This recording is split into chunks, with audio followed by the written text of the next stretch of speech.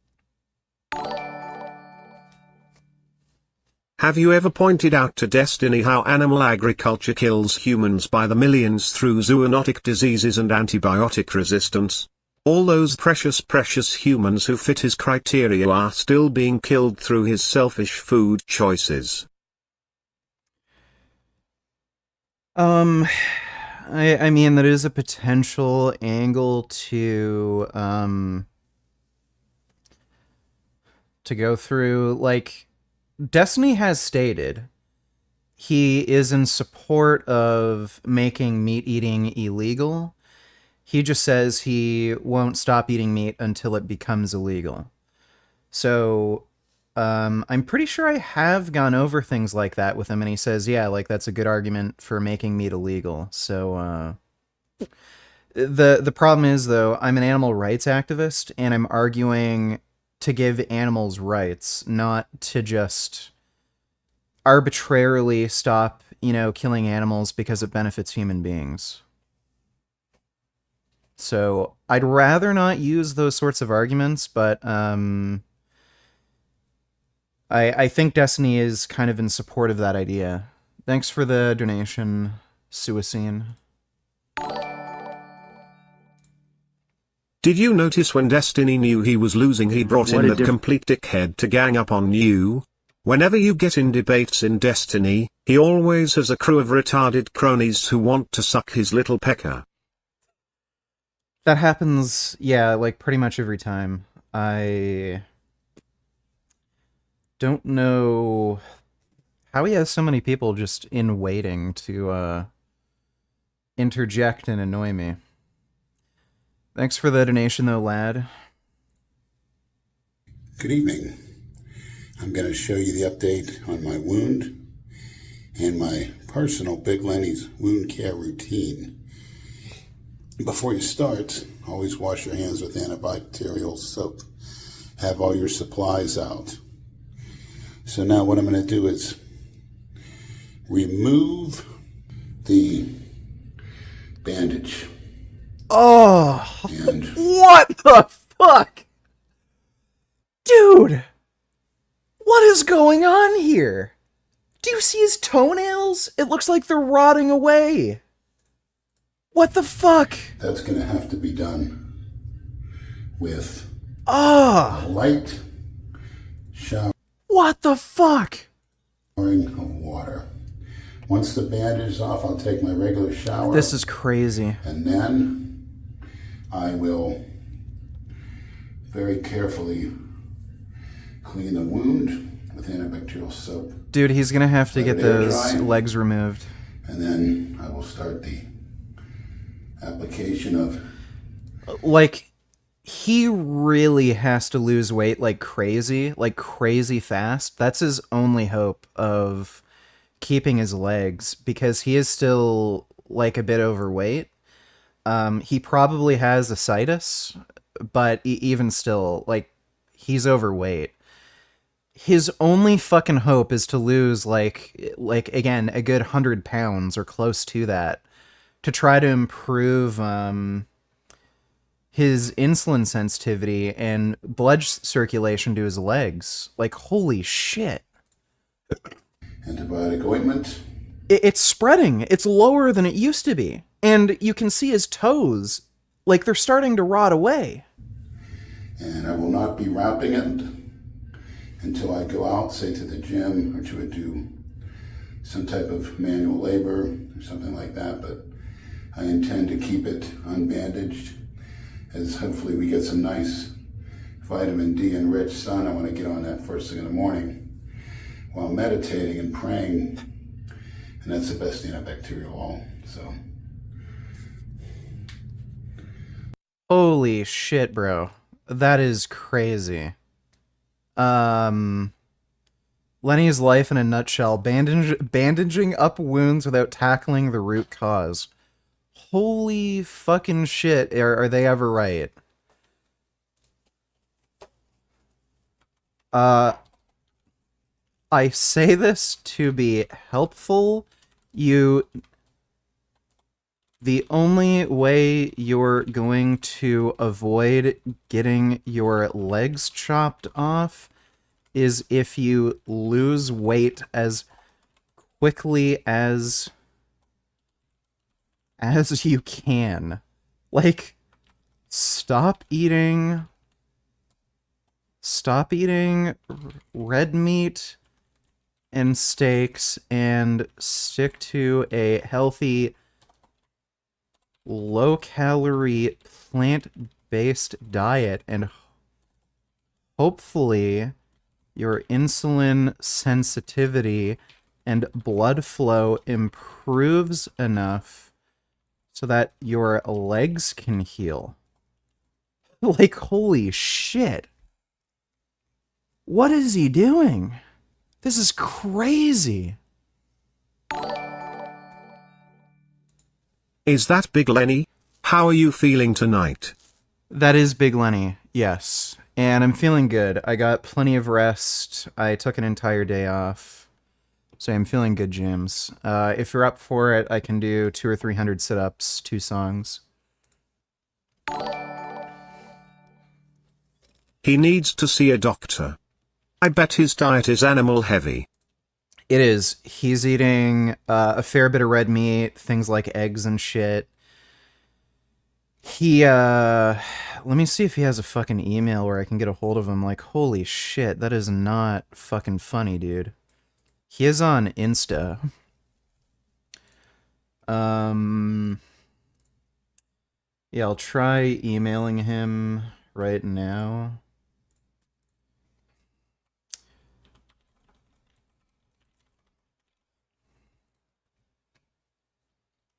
Hey, just saw what you're dealing with. Hey, just saw that you're dealing with huge wounds on your legs. If you have time, I'd like to chat one-on-one about it. Don't want to see anything bad happen to you, dude. There we go. Emailed him, and he is on Insta.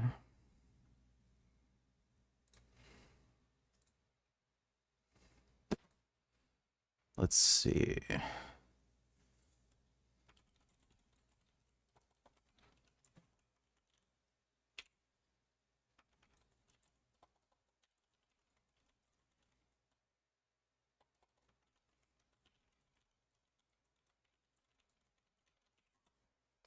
That is crazy. He really needs to see a doctor about this, and like, I'm sure they've told him to lose weight and they put him on meds and shit, but he really needs to take it more seriously. Like, the only way, again, he's gonna keep his legs is if he loses a lot of weight very quickly. That's not the wrong Insta. That's literally the one that's linked on his fucking channel. Oh, he has 2? Okay. Whatever. Hey, it's vegangains. If you have time to chat, let me know. Send the same message. Ugh.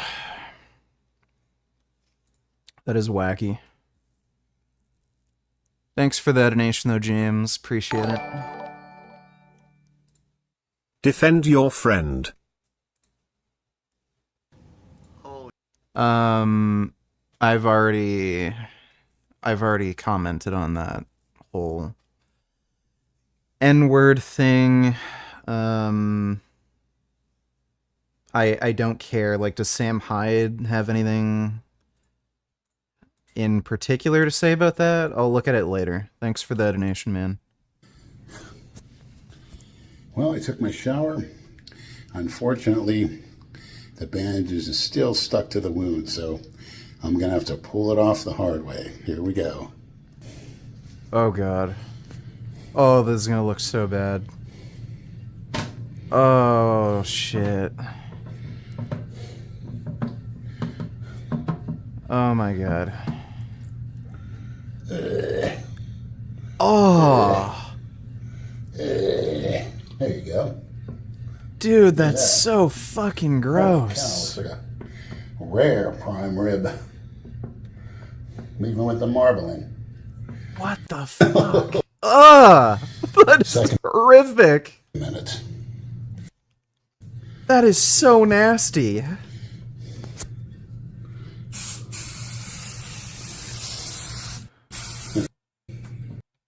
Gotta be careful of that.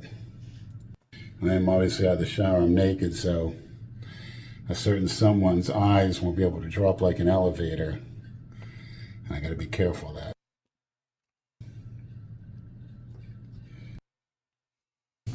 That is horrific. So we'll be there momentarily. Just a little. And I'm gonna rub it on there. They don't call Brad wandering eyes for nothing. See? Ah! There you go. This is gonna go. This will be bare and exposed until hit steel or do some manual labor. I have to go. Just don't want to bump into it, that's all. Oh my god. That is so bad. That's one of the nastiest things I've ever seen. Watch your step. So here it is. Holy shit. I get everything I need. People ask me why it's maybe a little slovenly, or you use harsher terms than that. I'll say, well, it just needs mopped, and it's true. If you mop the place, it'll look totally different. But I figure, why should I mop when I could be sleeping, eating, training, working, or learning? Like learning things on the internet. I like to read about different dictators, like to study the wars, psychology, everything on the internet. It's fantastic. And of course, watch reruns of Survivor, which, to be honest, This is how he lives. I've been a new fan of that. Dude. Oh my god. That is horrific. Booty Come to tell us watch part 2. Yeah, we saw part 2. That is fucking horrific. Like, holy shit, what is he doing, dude? Thanks for the donation, Booty Come. Did you see Nimi Delgado and Bianca Taylor got divorced after being married for 2 weeks?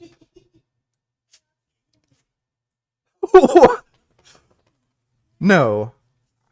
Really? This is his actual Instagram account. To our supporters who have been on the journey of witnessing our relationship from the start, to our first breakup, to our reunion and wedding, we want to keep you informed, and we ask that you respect the pace that we share information with you. We have retransitioned our relationship back to friends. What? Jasmine. Nimi Delgado and Bianca Taylor were married for 2 weeks and they broke up. Yeah. Why? Dude, like, it's just insane. Yeah, holy shit. We've been together for what, like, it's gonna be 6 years? We've been together since 2015 and we got married a year later. Well, yeah. So, what, 7? Oh yeah, this is gonna be 6 years marriage, I think. Yeah. Yeah. Like, what the fuck, bro? That, they must have, like, tried to do this as some weird band-aid. Well, they probably thought it somehow magically would fix their relationship. People are just fucking mental, bro. It's like when people have kids thinking it'll solve their fucking relationship.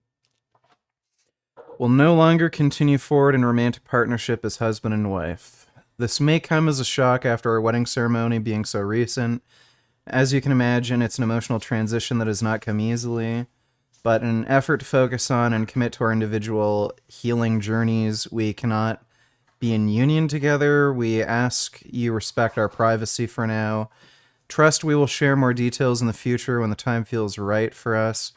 Love each other and wish each other only the best moving forward as friends, and we appreciate all of you for the support, blah, blah, blah. Oh, dude, that is fucking hilarious.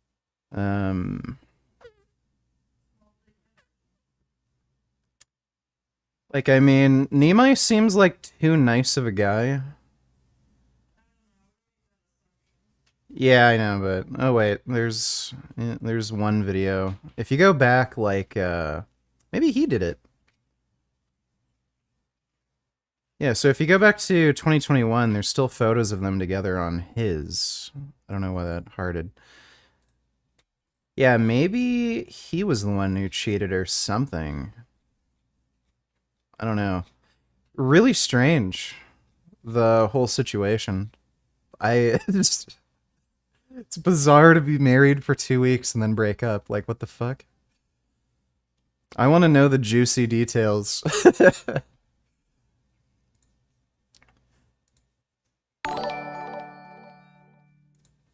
Come, you never talk about the Biden corruption with Hunter Biden, Burisma, and Biden forcing Ukraine to fire the prosecutor investigating him.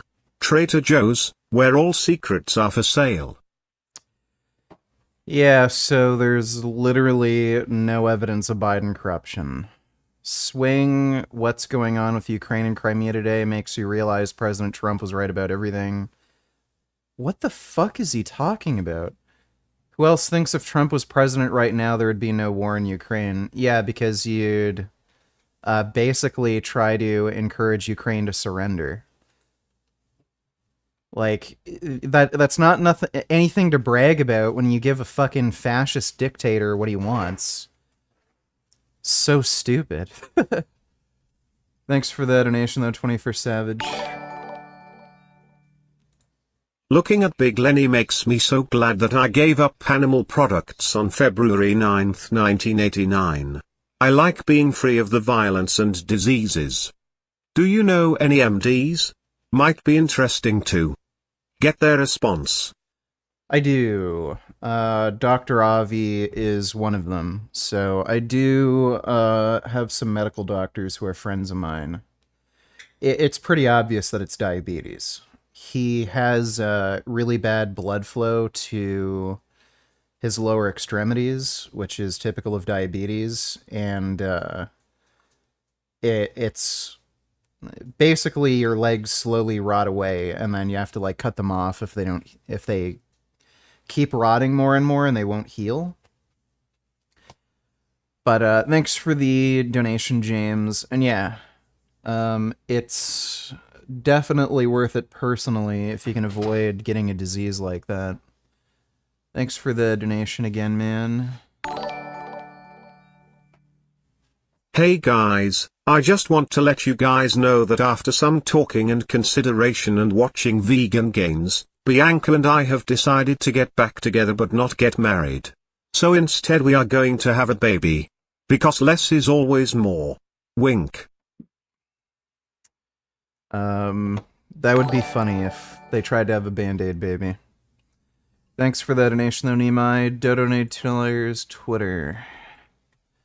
Other side continues their unwanted attacks on Dr. Fauci, a great public servant and American. Well, I stand with Fauci. Give me a love if you agree. Sure, I spent 50 years of my life studying viruses just so I could trick rednecks into wearing paper masks. That was my career goal. Yeah, really. So stupid. I have this it's so weird how they've gone after Fauci.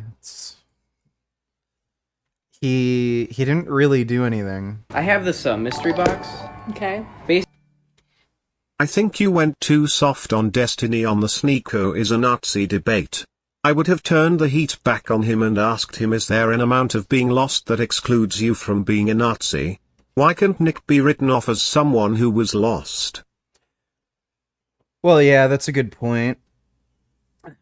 I could have pressured him more. Like, Destiny makes weird cope excuses for people who are fucking Nazis. And, like, we didn't need this footage of Fuentes, like, literally having a Nazi rally saying that he wants to exterminate all Jews to know he was a Nazi.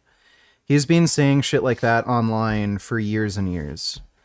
And then it's not until now that Destiny's comfortable with calling him a Nazi. It's ridiculous.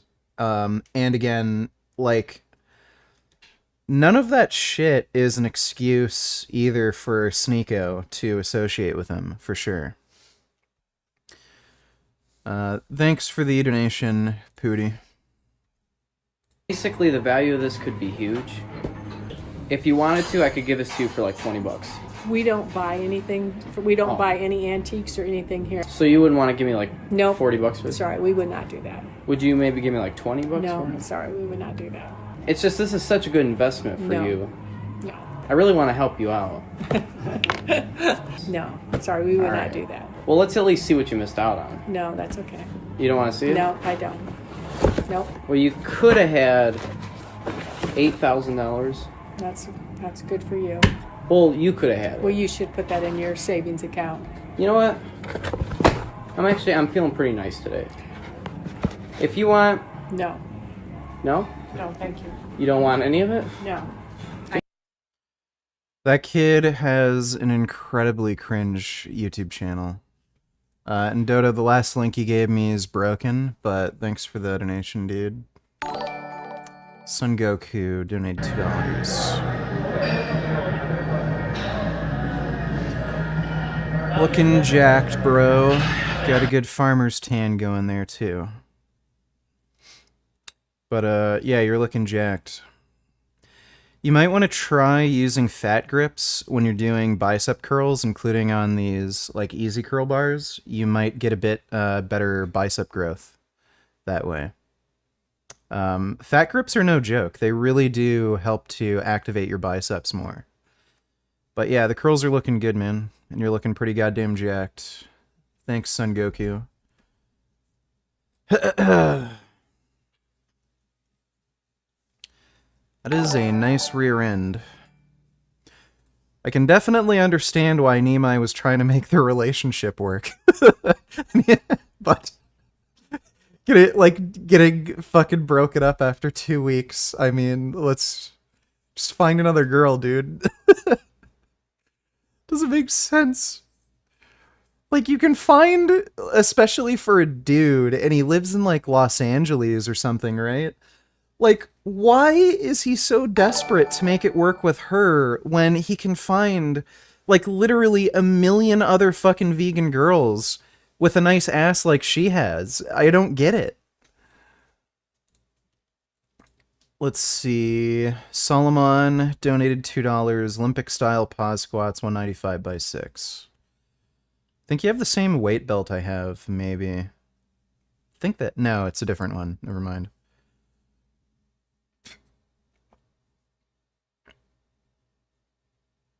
Yeah, squat's looking good.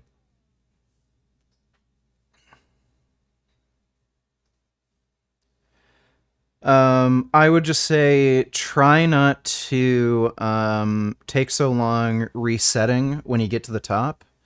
Try to, like, go down, do the pause, go up, and then as quickly as you can, just go back down. Yeah, I know it's like a set of 3 still, but the reason why, or I guess you're doing more, the reason why you don't want to have these really long times resetting is just because it's way more fatiguing. If you can progress while keeping the rep tempo a bit higher, you're just going to probably be able to get in more volume over the course of a mezzo without the fatigue cost. But yeah, the squats are looking good. Can't really say anything about your technique being deficient in any way. Let me just look again.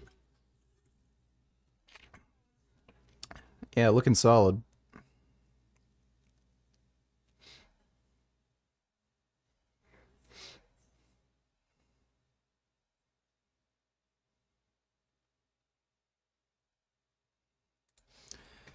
Yeah, excellent otherwise.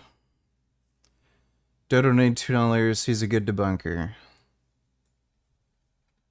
Recreating the Skinwalker LiDAR wormhole. Alright. I will take a look at that. The team at Skinwalker Ranch recently brought in a team of experts from Omnitech, a data analytics company, to help them study a possible mid-air anomaly. This included recording the area with a LiDAR-equipped drone while recording a signal from the ISS during a rocket launch. One particular scan from this event seemed to puzzle the team. It showed a sharp-edged black void. The experts said they had seen nothing like this before, and Travis Taylor suggested it might be a traversable Lorentzian wormhole that could be responsible for the UFOs and other weird things going on at the ranch. But looking at the images, a far simpler explanation seems obvious. Notice the black shadow-like voids behind the cars and the brush. That's areas of missing data. LiDAR can only give you 3D data on things that it can see. So if you just hover your drone in one spot and rotate it, then you'll get these shadows all pointing towards the LiDAR sensor on the drone. And if you rotate the drone without pointing it down enough, then you'll get a void, just like this, under the drone. So it seems like the simple explanation is that this is a... How retarded do you have to be to think you discovered a wormhole? Short scan from a roughly stationary position taken at an angle too shallow to get the ground under the drone. Now, they used an expensive LiDAR, which I don't have.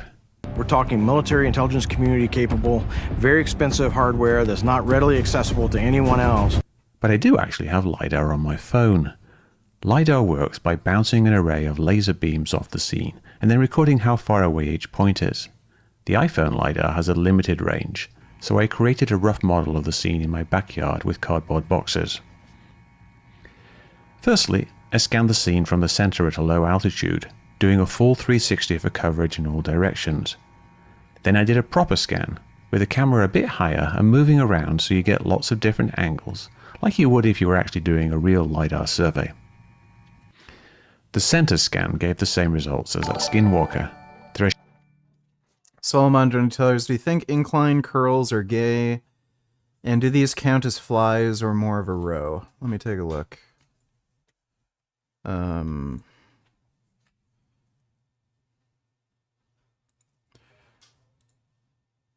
Well, it looks like he's doing, yeah, just rear delt fly. He says deer delt fly, but I think he meant rear delt.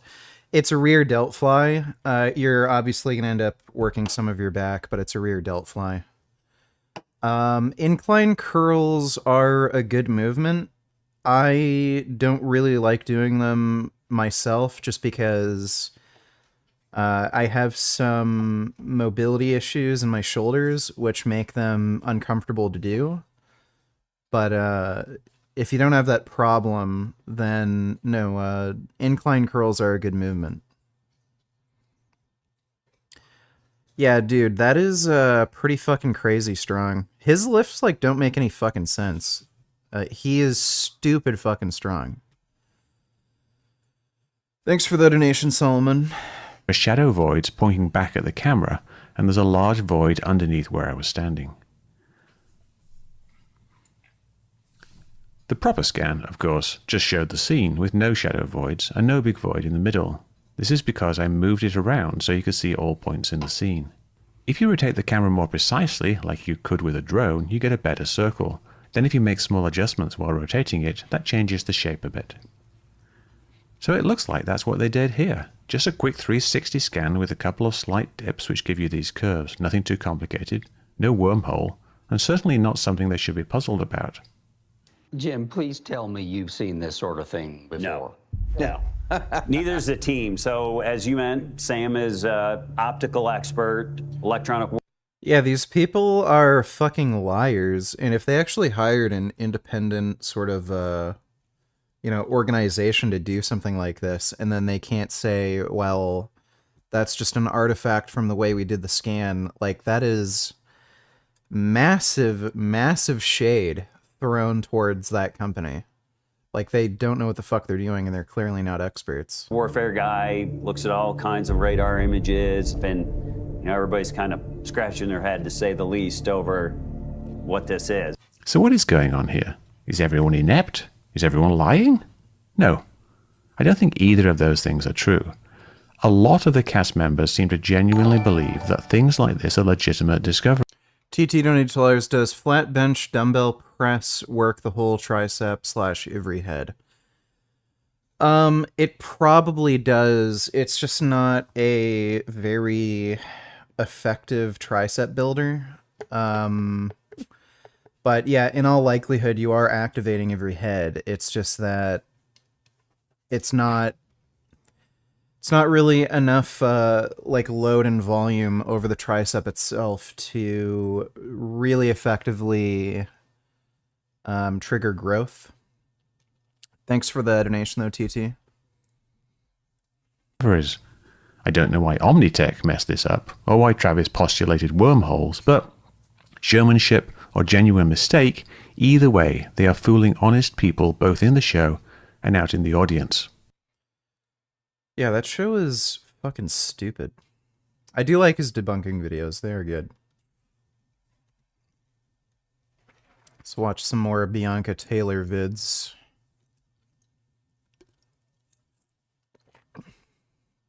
Here's to my healing journey again. Oh boy. Yeah, you know, when both of them are talking about, like, journey this, journey that, healing this, healing that, makes me think that they're maybe just both really annoying and toxic. They probably both just have a really short fucking fuse, and whenever, like, they get into an argument, it just goes from 0 to 10, like, immediately.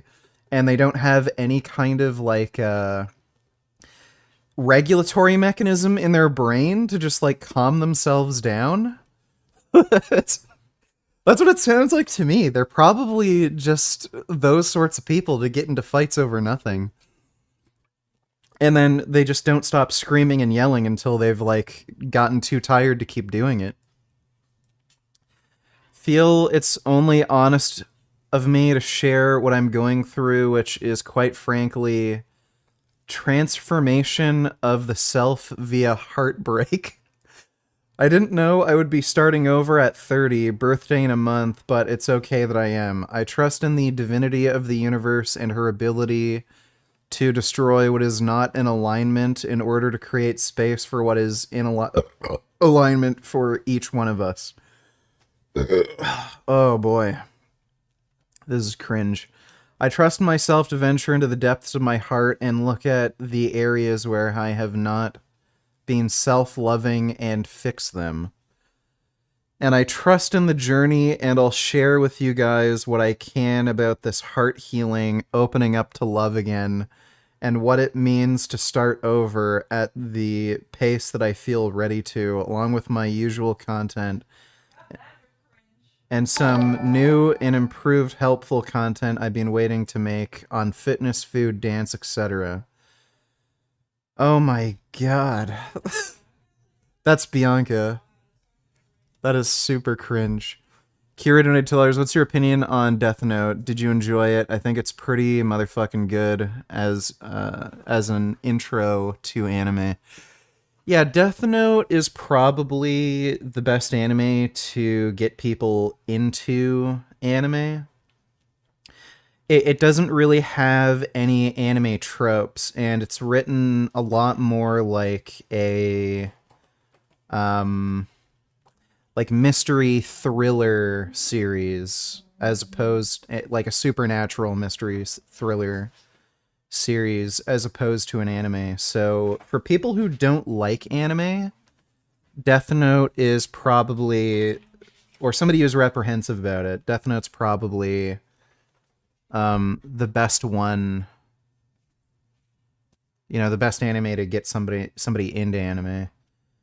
The thing that I found most interesting about Death Note was the main character was the villain. And the reason why he was the villain was the most interesting part, because there was no reason for him to be evil. He came from a good family. He was extremely intelligent, extremely good-looking. He could pretty much get everything he wanted. He could date any girl he wanted. He could get into any school he wanted. He can have any career he wanted just because of how insanely intelligent he was, how good looking he was. And he came from a really good family with like really strong moral values that loved him and everything. And he still ended up, Nimai cheated the first time they separated. Let me take a look. People saying like, oh, how could you allow your woman to do that? And I'm like, she's not mine to control. She's not my object. We gotta look into this. Thanks for the donation, TT. That is fucking fascinating. You ask yourself, Avian's Nutrivore versus Destiny and his minions would be the ultimate vegan boss battle. I would love to see that. Someone needs to put that blue-haired clown in his place. Destiny is such a cunt. Yeah. I think that would really just end up in a screaming match. He'd just end up inviting some like crazy wacko orbiter who just keeps yelling nonstop. That's probably what would happen. Thanks for the donation though, Sam. Maybe if all of us could just gang up on Destiny, that would probably be ideal. Thanks for the donation though, Sam. Yeah, but like I was saying about Death Note, yeah, the interesting thing about Death Note was, I don't know if the author really intended this, but it seemed like the author was suggesting like some people just are bad, like they're just born evil essentially, and a lot of people don't want to like accept that idea. They want to have this idea that it's like your upbringing and shit like that. I think for the most part, bad people are born and they're not raised. I think it's very much a product of nature and not nurture. Hello, Prim Prim.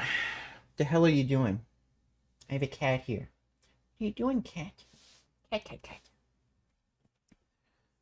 To decide what she can and cannot do. She's a person with her own freedoms and her own expression and her own ability to create whatever she wants to create. And it's not my job to suppress that. It's my job to support her in her highest expression, whatever that is. And also an entrepreneur, health coach, podcaster, was featured. We've kind of gone over our relationship. Healing from We've been infidelity. very public since we started dating back in 2017. But whenever we first met, we were both already into social media. We were both in the same vegan fitness arena, talking about veganism from a perspective of health and fitness and advocating for the removal of all. Gordon Ramsay donated $2. Gordon Ramsay is pro-Russia and thinks Ukrainians are really Polish. Oh, you mean Gordon Ramsay? All right. Bihornod, Krisk, whatever. I can't even pronounce these words. Bishkuk, whatever. You could read this yourself, man. A village in the Irpin River and Kinev in the 10th century, and term Polans was virtually out of use, replaced by the name Rus. So there, when they were subjugated by the Russians, they replaced the word with Rus. There you go. So what, were they still there? Yeah, they were still there. They were subjugated by the Rus. So they replaced the word Polans and replaced it with Rus at the time. Well, Eastern Polans as a tribe being last mentioned in a chronicle in 944. That was the last time they were mentioned, but then they reappeared when Poland linked them together. Well, Prismo's being retarded. He's the one who knocked the blinds for some reason. They're trying to tell you that they're trying to tell you that they somehow absorbed these Poles. I mean, no, they were still there. They still spoke their language. If you go into history, I don't know if there's a section here. There's a section here for history. I don't know where it is. It'll tell you that. So he basically thinks the Donbass region should be owned by Poland? Like, Ukraine, again, it's recognized as its own sovereign nation. Like, who the fuck cares about, like, 200 or 300 years ago? Like, okay. Oh, man. He's a bit of a wacko, that guy. What is it, genetic beast? Animal products from your diet. And of course, at that time, there wasn't many other people that were advocating. And Cause when we shared about our breakup, one of the very common questions that I receive via DM and question box and comment daily is tips. What? Space ice. For overcoming infidelity. How do I forgive my partner? How do I rebuild trust? So that is something I really want to get into today. But before I do, we'll just do a little quick review. Like Nimai said, after we met in person, after Snapchatting consistently, we had a 90-day streak on Snapchat. And that was when I was like, it's time to meet in person. And so I flew across the country and we met in person. And we just felt so comfortable with each other right away and shared so much of similar passions. And then a few months later, I came back to visit again. He was like, just move. Other Destiny arguments. He's too stupid to be a Nazi. Then is Lav too stupid to be a TERF? I thought it was an ideology you adopt, not a matter of intelligence. People are too obsessed with the terms I care about policy. He wants snicks. Well, yeah. Destiny will come up with any sort of cope he needs to. I don't know why it's so hard for him to just recognize that some people are Nazis, you know? And I think right now you can certainly say Sneeko is a Nazi. Like, after listening to a guy saying we need to exterminate all the Jews, and then coming up on stage and saying this guy needs to become president, you can make up whatever excuse, like, oh, he's doing this so that he can belong to some group because he feels lonely, or I don't know, he has some like fucking form of autism where he has to have like these contrarian opinions, what have you, or he's stupid, he believes whatever he's told. Regardless, he'd still be a Nazi. Thanks for the donation though, Pooty. And I said, okay. And so I moved and we started our relationship, but it was very imperfect because we were younger, less emotionally mature people. And I had been on my self-development journey for a while at that point, but Nimai had not fully cracked that open. He read. Yeah, so I think they both have a short fuse, and they kind of get into shouting matches pretty easily. Self-development books, but wasn't really applying it. He had a protective wall around his heart and mind as to, you know, being vulnerable and opening up. And I knew that, and I was, you know, I'm a Leo, I'm a fire sign. I didn't say Nimai looks too nice to cheat. I've just seen him in interviews and shit, and he kind of has like beta male vibes to him, but I guess not. I guess he takes whatever opportunity he can get. I was like, I'm gonna crack him open if it's the last thing I do. So I was very determined. I definitely read that wrong. In that process, I did get hurt because if somebody says they do not want to open up or they're not ready and you wait or try to force them to, you'll probably get hurt in the process. So young Bianca was very adamant about doing that anyways. So 3.5 years went by. There was a lot of imperfections in our relationship. And then we broke up in 2020. Yes. Yep. Yeah. That was a Tough good short version of our relationship up until 2020. Able to hold space for me and herself in that. You were unfaithful. I had my experience of the difficulty of it, which people can obviously assume was. Yeah, damn. I guess I read that wrong. So Nima is the one who cheated. I wonder if he cheated again. Was hard, like finding out the person you love cheated on you. Or she found out Oh he my was gosh, cheating now I feel before. self-deprecative. More but than for she you, thought. for the person who did the unfaithful act, there's also a lot of pain, like seeing the person that you love hurt, and also finally taking accountability of actions that you've done. So what was that piece like for you? Like whenever it was like, okay, time to be honest, here's all my shit. And then going from there, because that was not, I know that 4824. Let me see, Richie.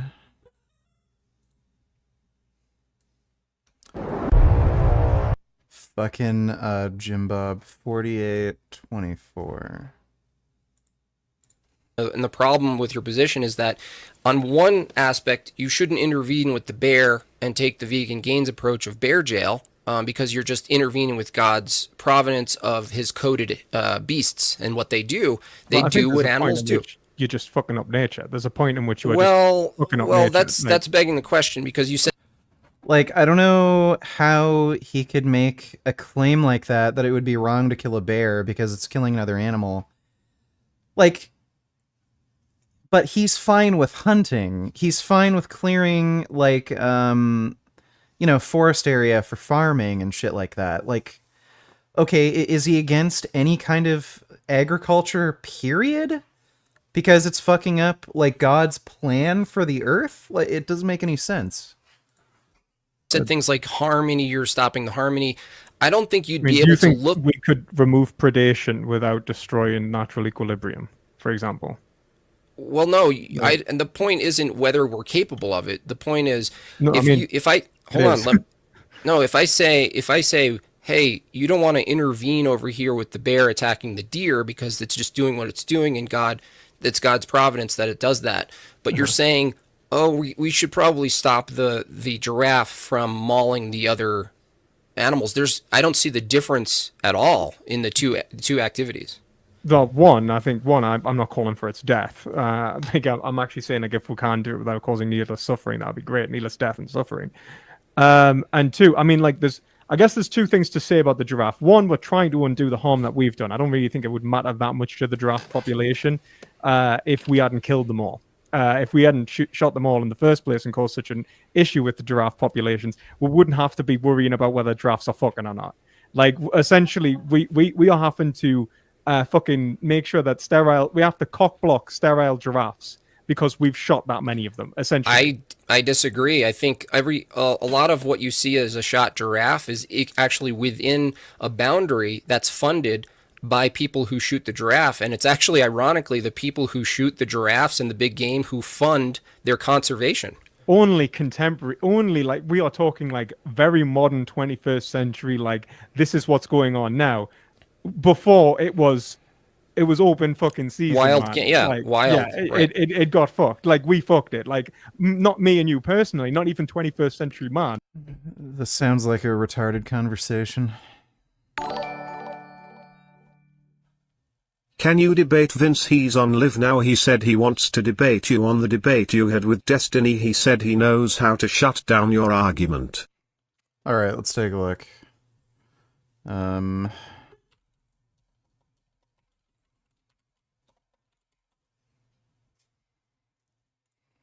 Protectors, providers, mentors. Yep. And we also take care of Fucking ourselves blah. as well. Men take care of themselves. They put themselves Someone first, because it's said only you by the wanted man to being fully debate me right now. that he's able to then show up as a provider for the woman. However, in society, the way it is these days, the man is not allowed Blaha's face. He's not allowed to. He's literally emasculated from the day that we set forth, and then obviously we have the environmental factor. What the hell are they talking about? Sounds like some sort of 50s, but then they're mixing in some gobbledygook. Weird. I've not mentioned anything about a debate, Richard. In fact, I don't think we've discussed anything about debating. What did you want to debate about, Richard? Okay, well, I guess you lied. Let's see. The legality of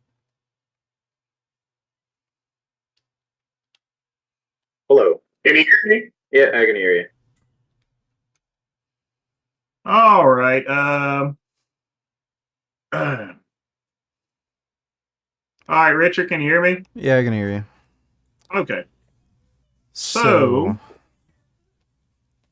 you Just to- said the peptides I ordered, TB500 in particular, are illegal? Yes, they're illegal according to Canadian law. So they're not. They are legal to be sold so long as they're sold as research chemicals. And there's particular guidelines on selling things as research chemicals. They can be sold to the public. You just can't say that they do a particular thing like, oh, this is good for building muscle, this and that. You have to explicitly say this is for research purposes only, not for human consumption. But they are not illegal to be sold. They're not illegal to buy, as long as you follow, those guidelines on selling, and they are legal to possess and use for personal consumption. Richard, define the word research. What does that mean? What is its intended use as far as when someone is buying research chemicals? So the research label only applies to the seller. If the buyer wants to use them for personal use, that's their prerogative. No, they're only legal if they're purchased for research purposes. Nope. Are you using it for research purposes? I don't need to. It only applies to the seller. Okay. I would doubt that the Canadian Mounties will be knocking down your door. I say that they're illegal because I read the laws as far as SARMs are concerned. Peptides are pretty much SARMs. They're not. Now, They're entirely different compounds. Okay. So, I mean, there's not really a way to settle that. You say that it's legal. I say that it's illegal. I never even asked if you even started using peptides or not. Yeah, I did a course of TB500. By the way, these are vegan noodles. There's no meat or anything, so Okay. I'm not trying to eat in front of you. But I didn't hear that. Did you start using the peptides? I did one 10-day course of TB500. Okay. And it didn't work for you, did it? No, it did. For the reason I took it for, it did. Okay. So what was your end result? So my shoulder pain almost went away completely, and the pain in my right knee almost went away completely. Well, good for you. Are you intending to take more of it? So I don't think I'm going to take TB500, at least not right now. I'm thinking I might try BPC 157. BPC, so many peptides out here. Interesting. And Richard, just out of curiosity, and I think I mentioned this for you before, why aren't you consulting a doctor as far as your shoulder issues are concerned and just going out off the end and trying to do your own medical work? There isn't really anything a doctor can do for me. Like, the only thing they're going to say is rest. Outside of prescribing me like painkillers or just telling me not to do anything or getting like really complex imaging done, like an MRI, in the case that I might need surgery, like that's the only thing they're really going to be able to do for me. Okay. You sound a little low energy today. Is everything okay? Yeah, like I've been particularly depressed lately. That might be why my voice is kind of slow and dull. Okay. I got you on that. I mean, there's not really much to debate as far as because no matter what I actually say, you're going to think that these peptides are legal. Well, let's push that to the side here. Let's push that to the side here I want to see evidence that they are illegal for personal consumption. So if you happen to get into possession of these peptides, Show me where in the Canadian Criminal Code peptides are illegal to possess and use. I've already showed you the link. It's not going to say that particular peptide in particular because there's hundreds of different peptides. It didn't mention anything about peptides. The only I saw the link you gave me and I read it completely. The only thing that was mentioned was SARMs, and it only gave out guidelines for sellers.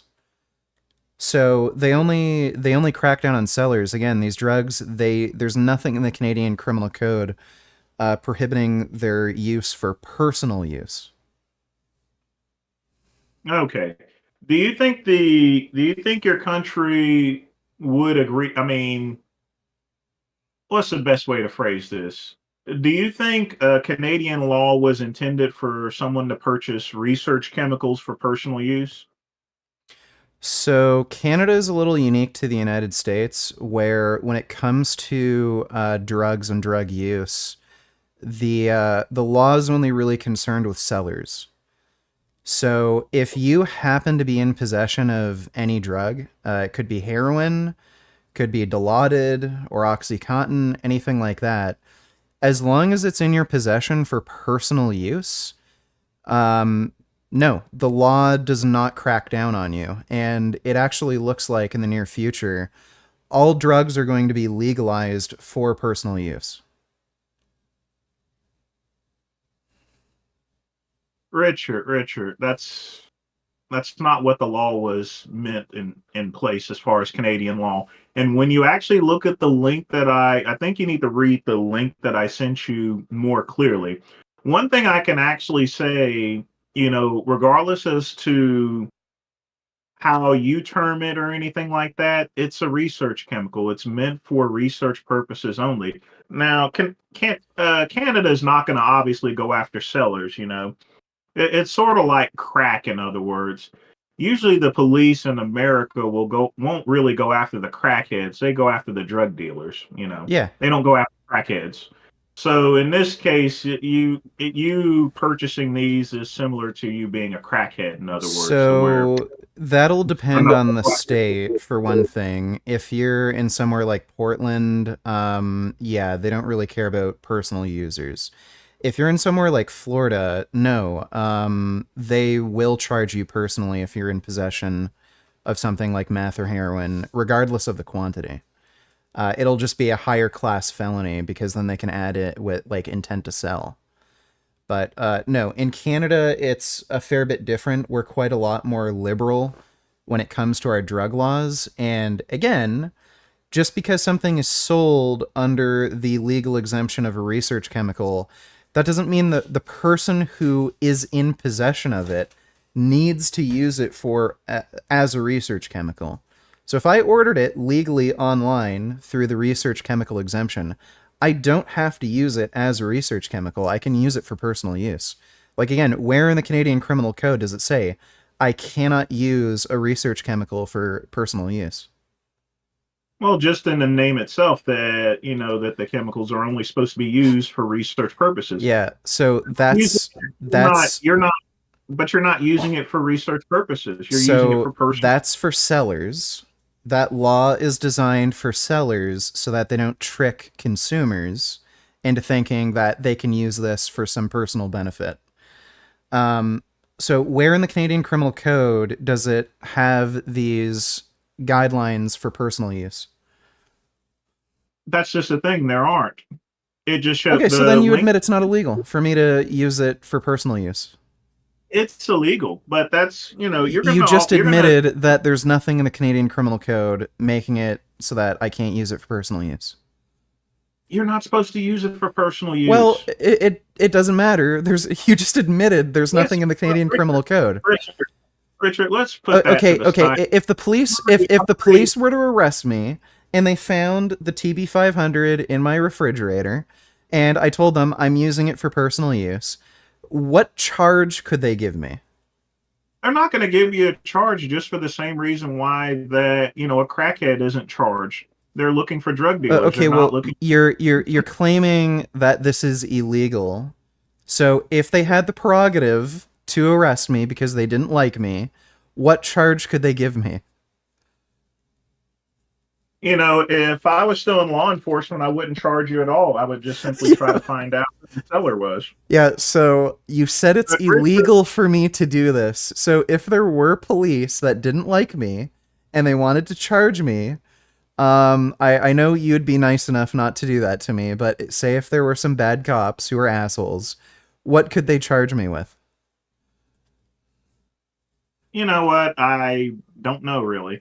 Right, because it's not illegal for me to use it for personal use. I'm sure they can find some charges for you. Well, yeah, If they could look want in my knife drawer and say that this knife is not the right length or it opens too easy or something like that. But with regards to the peptides, they couldn't charge me with anything. Well, they would probably treat you like a typical crackhead, you know. We don't arrest crackheads, you know, whenever they buy drugs, okay? In your sense, you're pretty much putting yourself in a position of a crackhead. The police No. don't arrest crackheads. No, again, you're the one who claimed this is illegal, so I understand that there's the law and then there's the law, quote unquote. I understand that even though something can be illegal, there just isn't a political will to arrest a certain class of criminal. But you said it's illegal, and you said that it is outlined in the Canadian Criminal Code that peptides are illegal for personal use. So I asked you, where in the Canadian Criminal Code does it say it's illegal? You couldn't give me that answer. And you admitted there's nothing they could charge me with if they were to arrest me. Richard, it's not going to say specifically that particular peptide. It's not going to say have that. There's to. like there's hundreds of different peptides. So wait. There's classes of drugs. You can ban classes of drugs. So one class of drugs might be opiates. One class of drugs might be GABA receptor agonists. One class of drugs might be methamphetamines. You don't have to ban every single type of drug under that classification. Peptides would just have its own classification. And again, under the Canadian Criminal Code, it is legal to sell as long as you're selling them as research chemicals, and they are legal to buy and consume for personal use.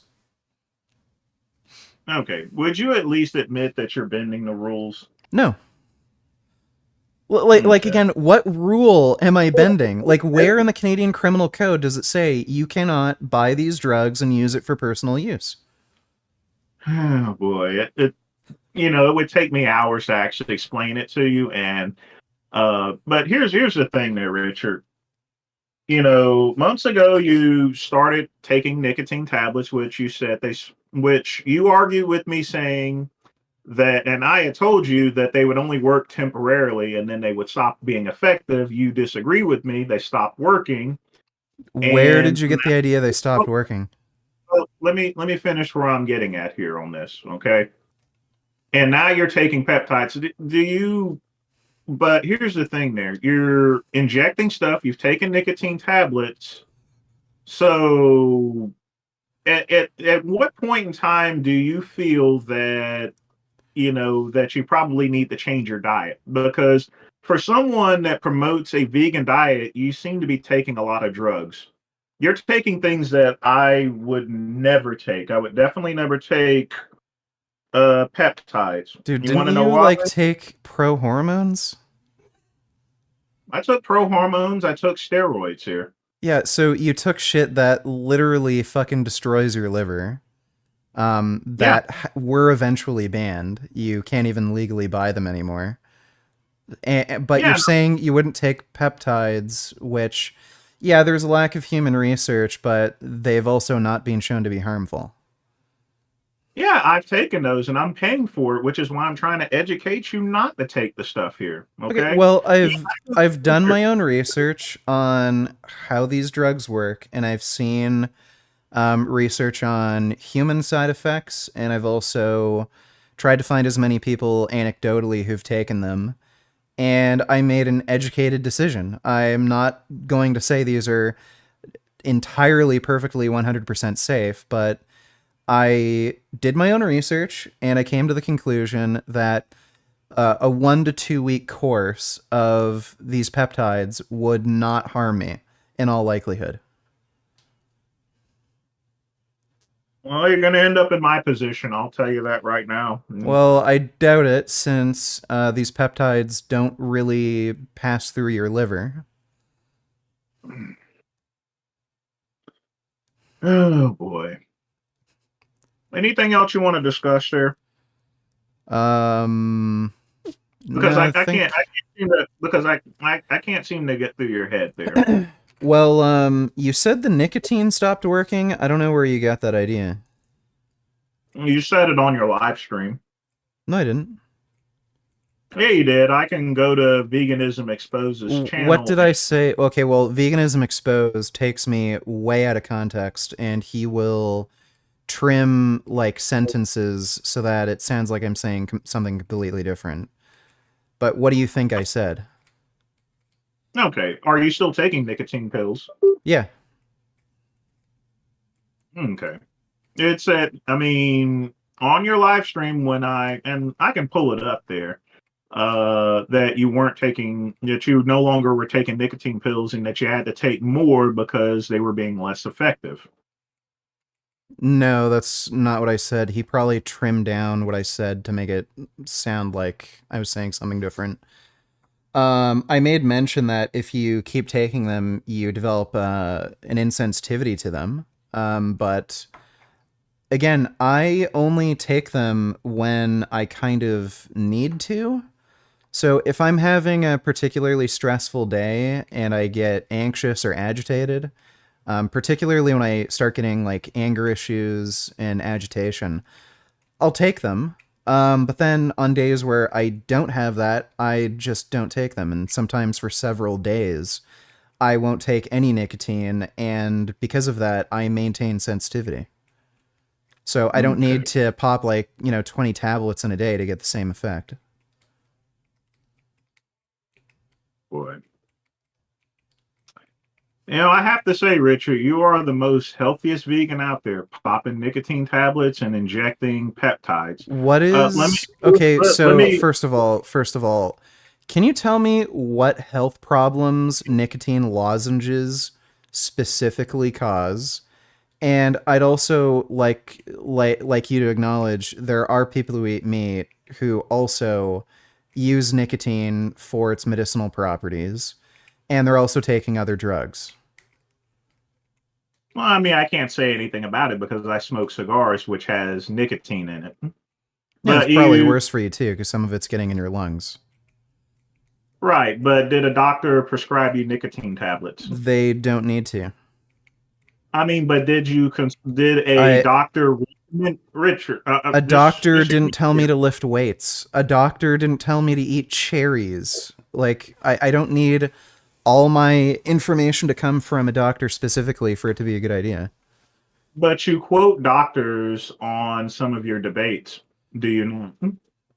No, not really. I usually rely on research itself. Sometimes I'll mention specific researchers. I don't think I've mentioned a particular doctor quite a while.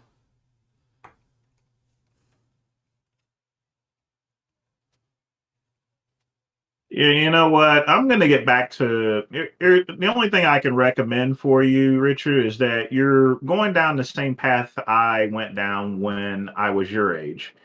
And you need to take a detour, my friend. But all right. I'm 32, right? Yeah, I do realize that.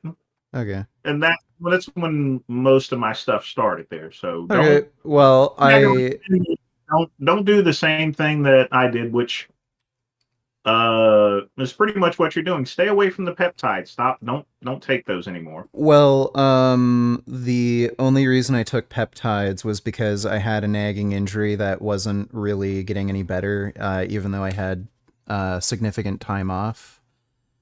And if I ever do peptides again, it's not like I'm going to take regular courses practically indefinitely.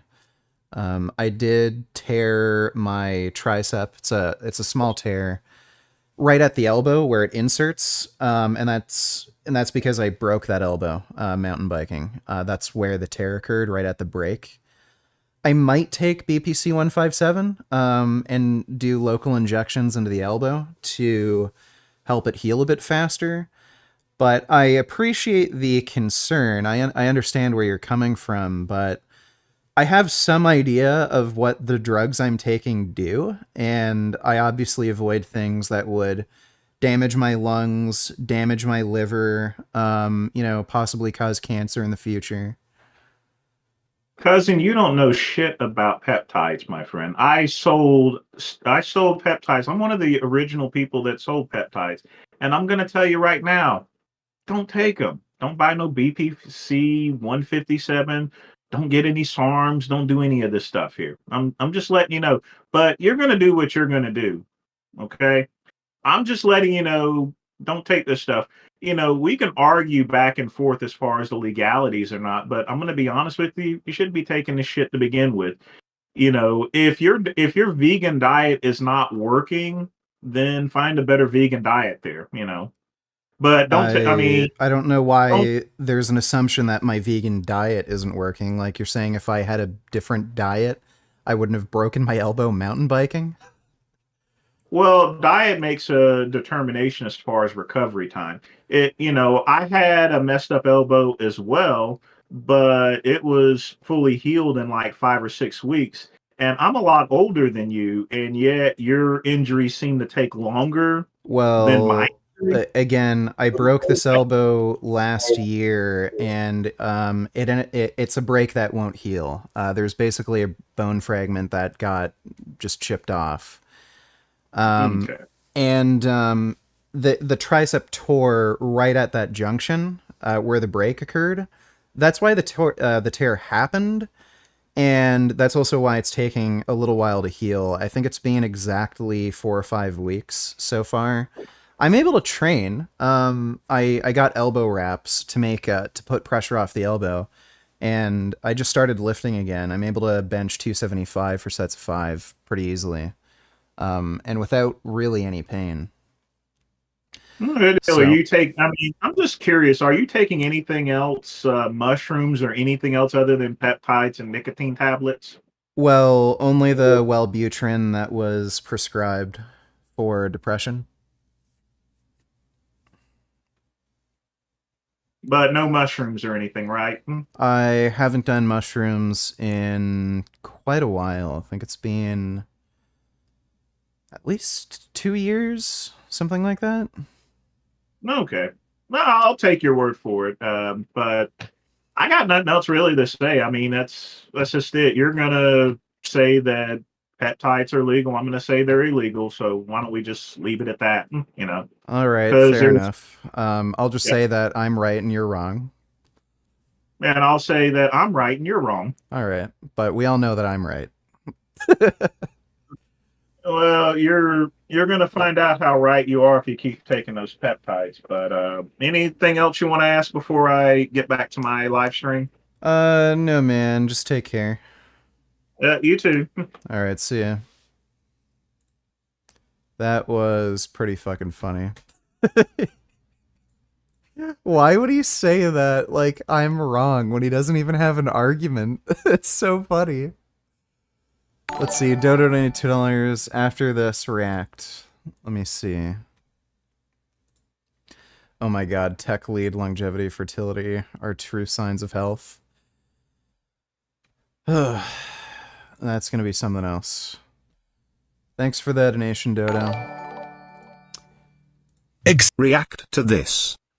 Let me see, Matthew. Record-breaking heat baking entire planet. Excessive heat is blanketing 14 states from the West Coast to Florida, where officials in Miami issued the city's first ever excessive heat warning. Residents in Phoenix, Arizona have endured a dangerous heat streak of 110 degrees or higher every day for 17 straight days.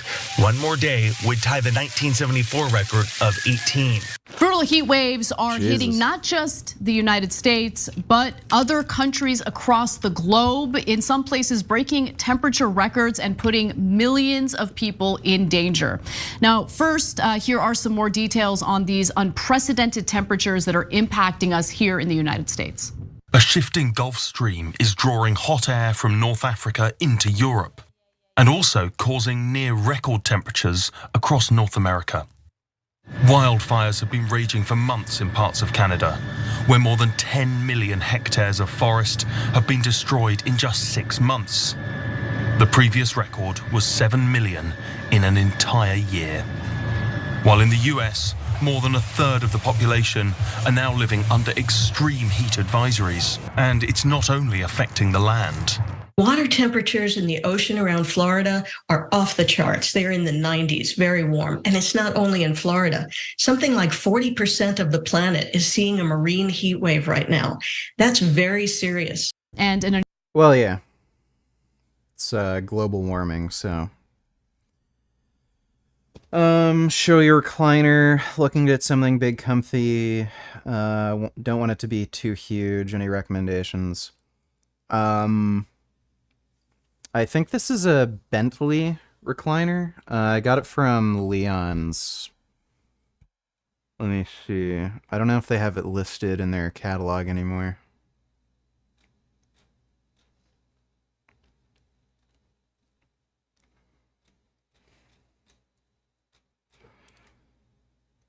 Because this may have just been a showroom item. But yeah, this is a Bentley recliner. Huh? Uh-huh.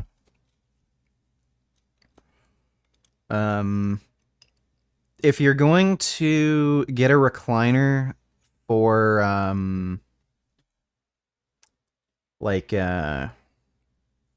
for use at a PC, your computer desk, I would recommend getting one that has these kinds of feet, because what you can do is you can get swivel dollies and put them under the feet of the recliner, and then the recliner can slide in and out like mine can. That way, it's way fucking easier to adjust the position of the chair and get out when you need to. Does this mean our species is damned to become extinct soon? I don't think we're going to become extinct, but there will be problems with, people dying from extreme heat, freshwater resources, crap like that. Thanks for the donation, though, Matthew. It wasn't easy for you because I was there. Yeah, it's difficult to put into words because I'm sure there's going to be people out there who are just different and have their own experiences and will have their opinions, but for me, it was just finally coming to this place where I had so much shame and guilt that even preceded our relationship. But at that point, the shame momentum had already been set in motion long. I really don't get it. Maybe it was, maybe he's just one of these guys that needs variety, but I don't know why you would need to cheat if you're dating, Bianca Taylor. I just don't understand. Like, I wouldn't cheat regardless of who I'm dating. If I wasn't satisfied, I'd just leave. Or, tell them and see if we can work things out, but either he just needs a lot of variety, or maybe she just wasn't giving it up enough. I don't know. Long before. So there was always this part of myself that it was just easy to, I don't want to say easy, but it was a tendency to add to the shame. Mm-hmm. Whether you want to label that as self-sabotage or you want to label it as self-deprecation or self-hatred or just inability to accept myself fully. Mm-hmm. And there came a moment in this process and our relationship where I was finally able to. Oh yeah, Jackson, when I have to deal with too many retards, it does make my depression worse. I cannot look at comments after a debate because even after I make somebody look like a complete fucking jackass, you're gonna get idiots who are like, wow, you got rolled in that debate, vegan gains, you're a fucking idiot. And then I just get fucking insanely depressed realizing no matter what happens, no matter what I do, there's gonna be so many idiots who just either cannot understand or refuse to admit they're wrong. Like, so yeah, I have to avoid dealing with too many idiots, so that's why I avoid looking at comments. I need you niggas to understand. You build your value. These hoes ain't shit. A man needs to build his value. Therefore it is okay for him to exercise his options. No. Maybe if you need to have a lot of girlfriends, then just be upfront about that. And, don't cheat on people. Thanks for the donation, Myron's popped blood vessel. To stand up to that part of myself and say, I no longer want to carry this. I don't want to drag this with me into every area of my life, because I had dragged that with me into our relationship. Like I said, it preceded us. And that's not an easy thing to do, to confront all the parts of yourself that you're not proud of and put them on the table and open up and say, look, this is who I am in my entirety. And these are the parts of me that I can't accept and I've never shared with anybody. And it's such a scary, vulnerable thing to do, because you're not only sharing that with the person that you love, you're also sharing it with the person that might like leave you. I mean, for sure, there's a huge possibility of that, but it's like the one person that you want to accept you for who you are. It's like, will she be able to? I don't know. And we had our whole life. Women are way, way more understanding of dudes cheating, and forgiving of that sort of thing than men are when women cheat. There may be some cultural reasons for that, but it's way easier. Like, you can expect if you come to your partner and say you cheated, for her to forgive you and then the relationship continues. It's just the way it is. I don't know if it has something to do with women caring more about the, like, romantic and emotional side of the relationship than the physical side, or what, but yeah, usually if you're a dude and you cheat and you say sorry, girls will be like, okay, I'll give you a second chance. Life entangled at that point. We had businesses together, we lived together. So for me, it wasn't just, breaking up. It was completely dismantling my life. And being fully aware of that by choosing to honor my truth and share that with you. And that was the scariest thing ever, because I didn't know what was going to happen. But the one thing that I was sure of was that this was what I knew was right. And regardless of how long it took me, how long I knew it, but I couldn't. This doesn't make sense. I think she was suspicious, and that's why he admitted to it. If that's the case, the deaths of all those people will be conservatives fueled. The blood shall be on their hands yet again. I agree, Matthew. Thanks for the donation. What? Yeah, he cheated. Yeah. I actually was thinking she was the one who cheated, but I guess I was wrong.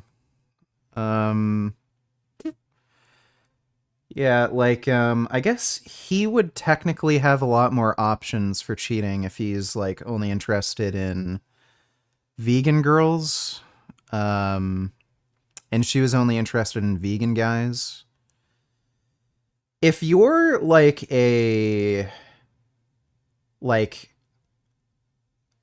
kind of, like, normal manly man, not some, like, weird fucking femboyish dude, skinny and vegan, but, like, like a dude who goes to the gym, works out, big and shit, it is so fucking easy to get with vegan girls, like crazy easy. But for women, like finding the type of dudes they're interested in, I would imagine it's insanely difficult. I didn't have the conviction to act upon it or the courage to share. It took me as long as it did because that was my path. And like till this day, that was the scariest thing that I had ever done. Mm-hmm. Yeah. And I think also, I know that there are some people listening that might hear everything you just shared and immediately retract and go, he's a cheater, once a cheater, always a cheater. Cheaters don't deserve second chances. And I know that because when we shared the story the first time, like I received that type of feedback primarily from women. And I get it. Like I empathize with that stance because that stance was me. And I did end the relationship.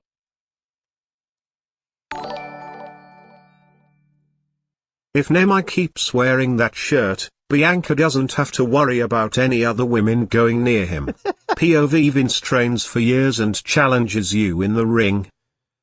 I don't think that would be enough, but yeah, that would definitely help to keep him celibate. Maybe if he gets some shitty tattoos like Frank. When you think you finally caught up to your rival.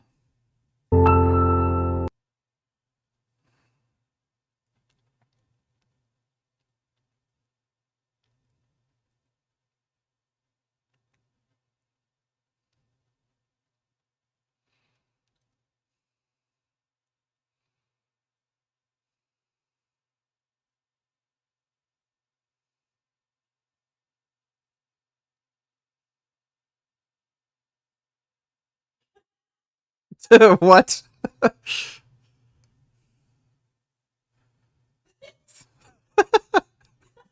What the fuck? That's a good one.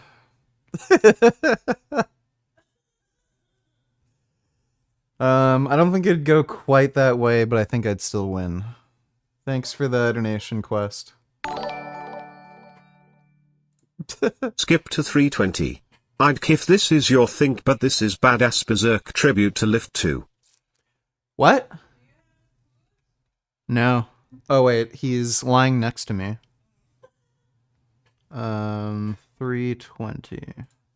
It's more like I don't care about pain anymore. More important than pain is this impulse that's rising within me. I feel as though there's something violent boiling up from within. Let go. I see. Let go. This. Let go of everything. This is my. Let go. Let go of everything. Let go! I really want the next fucking chapter of Berserk to come out. It looks so fucking interesting. It looks like the Beast of Darkness is finally getting unleashed. And the Kushins are finally back, and it looks like Salat is gonna come back in the story. It looks so fucking sick. What's about to happen next? But thanks for the donation, big man. Relationship. And I have a different perspective now with time passed, lots of healing done, lots of work done on myself, understanding other people. Like I work in self-development. It's one of my passions. And I understand the most basic concept, hurt people hurt people. And that is bullshit. Oh my god. Women always do this. They try to like do these weird copes and like try to forgive dudes for cheating and shit. And they'll do like, oh, hurt people hurt other people, and the only reason you cheated on me is because you being hurt by somebody. Like, no, some people are just fucking selfish assholes. Like, they might have had the best upbringing, like, imaginable, and they still cheated and acted like a fucking dick. Don't ever fucking believe that. If somebody cheats on you just brazenly like that, and you find out about it, like, don't trust them. don't date them again. Like, they're just untrustworthy. It's stupid. I don't know why women always fucking do this shit. Like, at least dudes have the sense about them that, like, when a girl cheats on them, they're like, that hoe's for the streets. Like, it's true. Don't fucking, like, don't buy this bullshit. He's just a selfish dickhead. He wanted some extra pussy. That's it. Like, oh my God, that's stupid. No, like, it's no wonder their relationship didn't work out. I know now that, yes, every scenario is different. There are situations where people cheat and maliciously do not tell the person they are cheating on and take advantage of them and manipulate them. And that is horrible. And I do not agree with that at all. And there are situations where people cheat because they feel suffocated in the relationship, which is also not an excuse. There's never really an excuse for it. Mm-hmm. But there's all these different reasons that people cheat in relationships. And in our situation, there's only one reason people cheat in a relationship, and it's because they're dishonest. You can come up with a variety of scenarios for why it ended up manifesting, but ultimately it's just because they're dishonest and they violate your boundaries. Like, that's it. There are a set of circumstances that may be more adverse than others, but that's ultimately why they fucking cheated. If somebody cheats on you, in all likelihood, you cannot trust them. Okay? Like, there may be very adverse circumstances where, I don't know, you were alone for a really long time, and you needed some, like, kind of physical connection with somebody, and maybe you were kind of drifting apart a little bit, this and that. Sure, some people will cheat under more adverse circumstances than others, but ultimately the reason for cheating is always the fucking same. It's pretty rare that you should ever fucking forgive somebody for cheating. Would you consider this a based take on how all the 2,000 billionaires are evil? Let me take a look. I could prove that all 2,000 of the billionaires are evil people. Yeah, I can. It's not even very hard. So first, let's put a billion into perspective. 1 million seconds is about 12 days. 1 billion seconds is just under 32 years. Yeah, that's... Which means that if you earned $1 every single second and never spent any of it, it would take you about 32 years to earn a single $1 billion. If you earned $5,000 a day from the time that Columbus started his infamous voyage, it would take you about 527 years to earn a single $1 billion. And there are people out there with multiple billions of dollars. Based on that math, yeah, that is a ridiculous amount of money. I don't think people understand just how much money that is and how difficult that kind of money is to acquire. It is crazy. And if you look at the fucking behaviors of all of these billionaires, they're fucking assholes. They don't pay people enough money. They screw everyone over. They don't care about anybody other than them fucking selves. Like, I mean, look at Bezos. His attitude towards his workers. Oh, they're all fucking lazy. They're all crying and whining. If I went to China, everybody would love to work in a fucking warehouse. Like, he's an asshole. And he's never worked anywhere near as hard as the people who work in his fucking warehouses.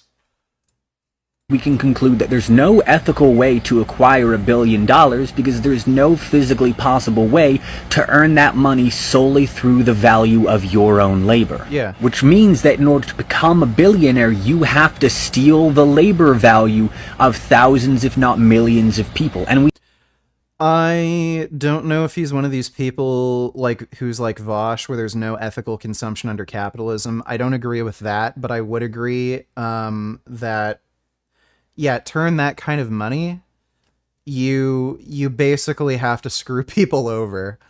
You're not paying your workers fair compensation. You're busting unions. You're doing shit like that. we know that this is the case. And we know that this is the case because between 1979 and 2021, the average productivity, meaning the average amount of labor value produced by the workers, has increased by 64.6%. Meanwhile, the average wage of workers has only increased by about 17.3%. That's a difference of nearly 50% labor value. So already billionaires are stealing 50% or more of their workers' labor value so that it can sit around and invest. Well, that's assuming people were even getting fairly compensated those few decades ago, which, again, I'd argue they weren't. Investment funds and stock portfolios, providing nothing of value to society. And when we start to take certain other things into account, it gets even worse. There are currently over 582,000 homeless people in the United States, many of which are children. And in the year 2020, there were more than 34 million food insecure people in the United States. That's about 10% of the population that doesn't know where their next meal is going to come from. Now, do you know how much it would cost to end homelessness in the United States? According to the Department of Housing and Urban Development, it would cost $20 billion to end homelessness in the United States. And there are currently 770 billionaires in the United States, putting aside the fact that Elon Musk... So if you just got rid of 20 billionaires, technically that money could get rid of homelessness. Those are crazy, crazy stats. They just need to tax the rich more. And again, these billionaires have so much power and influence, they can, you know, get these governmental bodies to not tax them the way they should be. Alone could end homelessness for half the cost of what he paid for Twitter. If we split it up evenly across all 770 of them, each of them would only have to pay out a lowly $26 million. Yeah. I agree with what this guy's saying, fundamentally. I think that's a pretty base take. Thanks for the donation, Bend Over. Situation, which is the only situation that I can share like a full strong perspective of because I was part of it, was that what you did came from these old patterns, and they were, you know, there was a lack of integrity, there was pain, there was this wounded little boy who didn't get the love and validation that he needed and felt overwhelmed by... Oh, bullshit. This is the stupidest cope, and they're broken up, so, like, again, I think she learned better. The idea that Nehemiah cheated because he's this lonely little boy who's looking for love and validation. He wanted some extra pussy. That's it. Like, give me a fucking break, dude. Like, dude, like, I would have... It would have been especially interesting to, like, see what he actually did with this girl that he cheated on, or cheated with, or used to cheat on Bianca. Like, do you think he came in this girl's face because he was just looking for love? Like, do you think he was pounding her ass because he was just misunderstood? Like, give me a fucking break. This like strong, very emotional person who needed a lot, asked for a lot, wanted you to show up into a relationship in a way that you were not able to because you didn't know how. And so now I have this different perspective of the situation, and I've been able to do a lot of healing from it. And I will say that healing is a journey, but what happened next from Nimai sharing that was we did break up. Mm-hmm. And the reason is because I believe that if somebody is unfaithful, a boundary needs to be set. And I wanted him to know that this is not acceptable, and I can no longer be in a relationship with somebody as much as... Well, this is something that Fresh and Fit are kind of fair about sometimes, but a lot of the times they are unfair about. Like, yeah, if you're gonna date a guy like Nehemiah, who's not only, like, good looking and makes a lot of money, but he's also in, like, a very specific community where he practically has his pick of women because they're so fucking desperate for vegan dudes. Like, yeah, and he's YouTube famous, so, like, every girl knows about him. Yeah, like vegan girls, I mean. You're rolling the dice when it comes to dating dudes like that and having them be faithful. So like you do kind of have to have expectations for the type of person you're dating. It is what it is. It doesn't it's not an excuse for him cheating, but like there is an aspect of like picking the right partner. If you're gonna date somebody who has so many opportunities to cheat, it's a roll Can of the you dice. react to this video of Fresh and Fit with Nick Fuentes talking controversial and embarrassing conversation with the women? You did not give me a link, Daddy, but if you give me the link, then we can maybe react to that. Thanks for the donation, dude. In all honesty, this guy's probably happy she broke up with him. In my opinion, when guys cheat they're checked out. He was probably too soft to end it himself.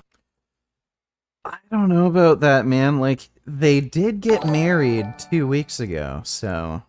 From the take on how all billionaires are evil, would you agree with me or not that George Soros is evil too?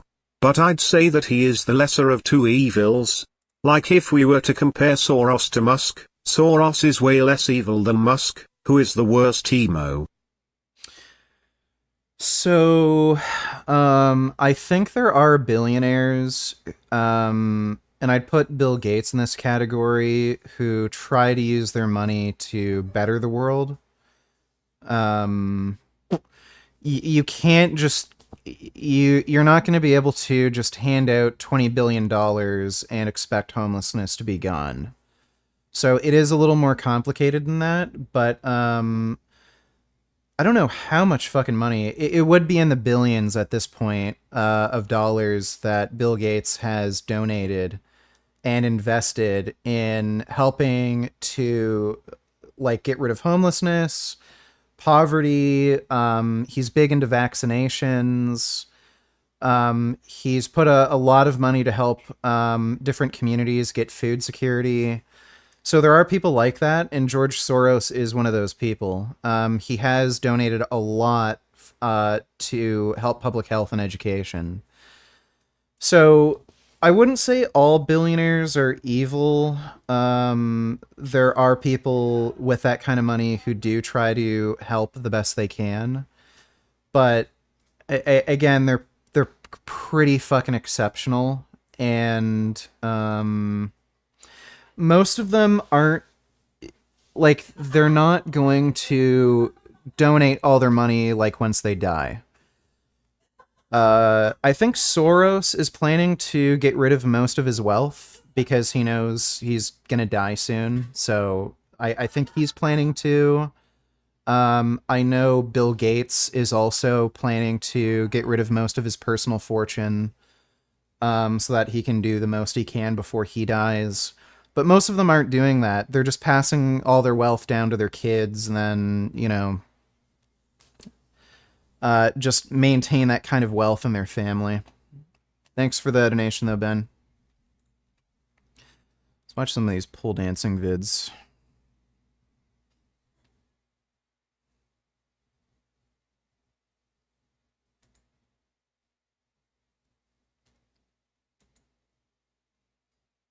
I like those shorts.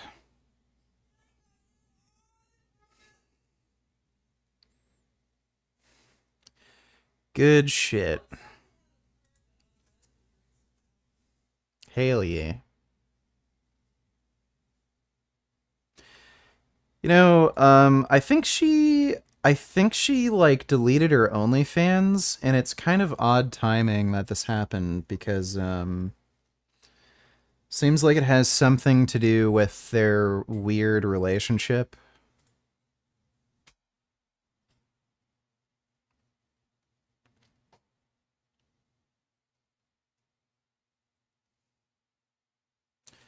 She has some skills.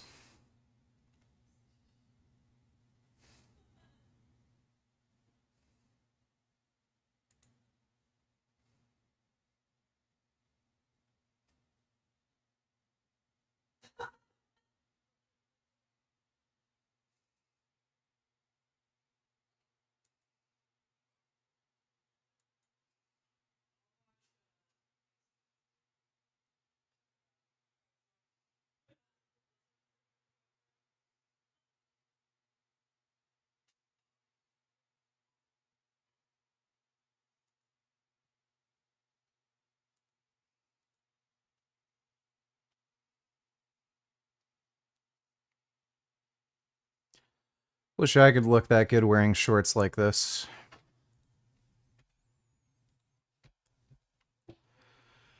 Well, Here is the link Fuentes and Fresh and Fit. Because we've been talking. Let me take a look. We'll react to that next. There's only a few more minutes I think I wanted to watch of this. Thanks, Daddy.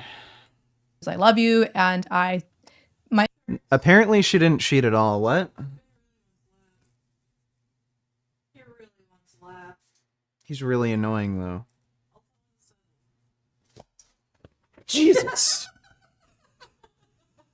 Oh, fuck. Man, this is bad timing. I have to piss. I have to pee. Oh. Just a little pooty guy here. Oh, Finn. Finn. Why are you so annoying? Jesus. He can jump really high. I'm just gonna go take a piss. I'll be right back. Finn, laugh later. Yeah, laugh later. What is this? The hell do you think this is? Hello, babies. Yeah, Finn, you have to be careful. What? Hey, do you have a ball? Wow. Wow. Yeah. Oh my goodness.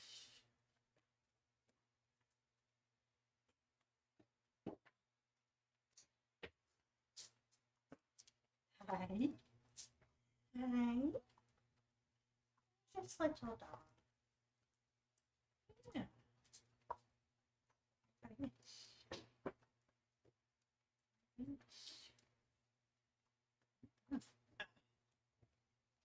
Hey, Finn. No, no, no.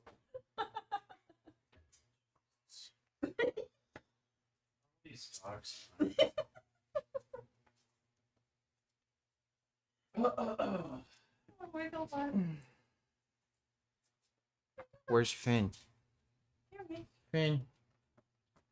Careful, don't let him jump on. It's too slippery. Oh, Jesus. Oh, Jesus Christ. Make sure you hold him good until he comes in. Ah, just relax. Just relax. Get comfortable. Just relax.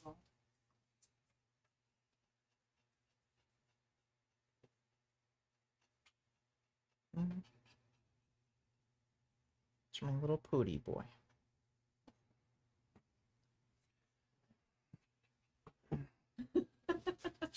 Yes, Finn can always come in. Finn, settle. Relax. Settle. Good boy. Ugh.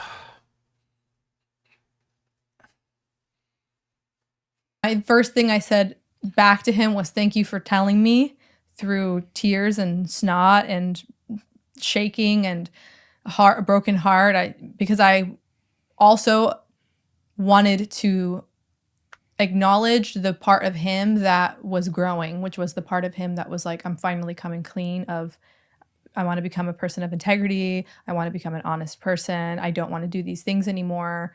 I want to show up to a relationship better. And so I said, thank you for telling me, even though my heart was broken and I was angry and I was all of these things. And we ended the relationship. And then we were apart for 9 months, which is a long time. That's how long it takes to build a human inside of a woman's uterus. That's a long time.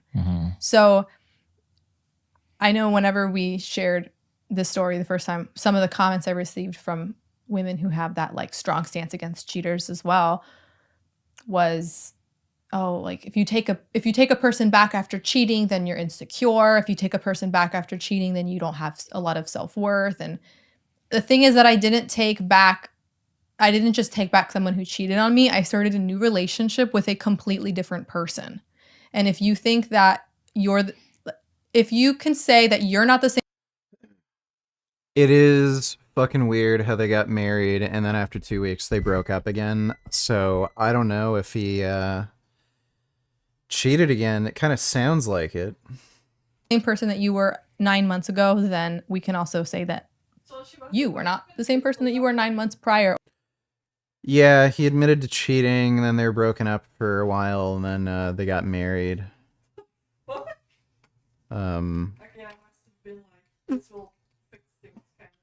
Yeah. Or even 3 years prior when the act happened, right? So 9 months went by. The universe kind of brought us back together in a really unexpected way, really unexpected. We fully let go of the relationship.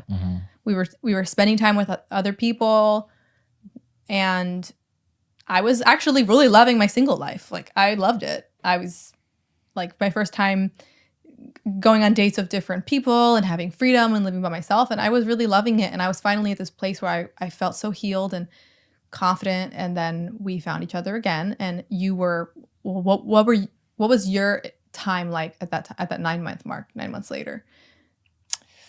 He was just boinking all the girls he wanted to. Like, what? Yeah, it was ridiculous. Still thinking of me, right? Yeah, I mean, every day I would think of you, but it was from a place of like at one point I had to stop thinking of you because it was. This is so fucking ridiculous. If you broke up with him and he was cheating before, then he can just have sex with whoever he wants without any, like, strings attached. As if he really cared. Consuming to think of what you were doing and just, like, how you were healing and all of these things. Not necessarily, like, I knew that you were out seeing other people and dating and you know, on your path, which I fully, like, supported. Like, I remember whenever we split up, I was like, yeah, I just want to know I support you with whatever you decide to do. But I recognized that at this time, whenever we split up, it was really time for me to focus on me. And that meant having to stop dedicating so much of my mental energy towards you and let you do your thing and let me focus on my healing and self-development. And man, I read so many books. I listened to so many podcasts. We're going to therapy? I was going to therapy. For the first time? I worked with energy. FYI, I'm not anti-Semitic. I only mentioned Soros to test logical consistency, but I should have known that there are exceptions to the rule. If I kept going, I could have said Batman was evil, but he is not. Would you agree, Toe, that Musk is the most evil Bill? I don't know if you could say Batman isn't evil. Like, if you're looking at it, like, totally logically outside of the context of the comic, I would say he is. The guy's a billionaire, and he hunts down fucking poor people who turn to crime as a means of getting by. Like, he's a dickhead. I don't know if Musk is necessarily the most evil. He certainly is very evil. He is absolutely a narcissist, and he's likely a psychopath. But he would be a good Spider-Man villain. He's really fucking retarded. Extraordinarily retarded. And he's also a Nazi. He's a fan of Tucker Carlson, who's a white supremacist. He supports Russia. Like, he's a fucking horrible, horrible person. Yeah. He was also dating Amber Heard, which is not a big surprise. Thanks for the nation, though. Bend over. Dodo donated $2. Oh my god, he is good.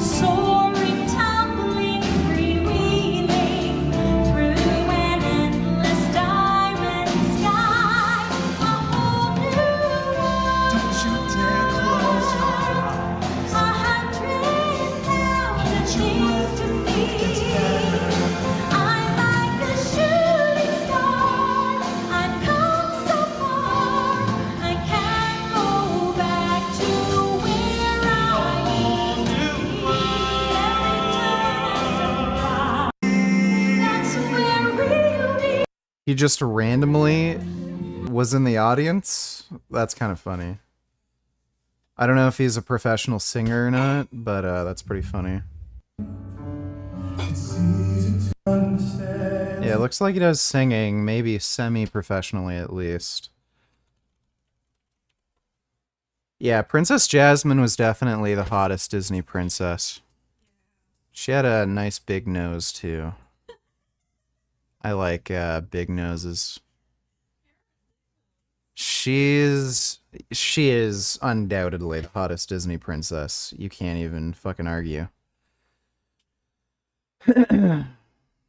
Workers to clear space. Like, I did whatever I could to really take a good hard look at myself and love and just try to get to the heart of like who is Nimai. Yeah. And whenever we met, whenever, you know, you should also keep in mind he's friends with John Venus, so, or at least was. So that's the kind of guy you're talking about, like when you're dealing with this, like him admitting to cheating. Yeah. See, $1 donated $2. Is this guy full of shit? Okay. This is going to piss some people off. Some of you are going to turn your backs on me forever. Sorry to see you go. I have to tell you. Shampoo is not a lie.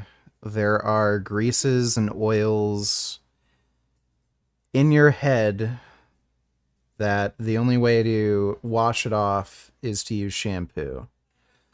Some of those, like oils,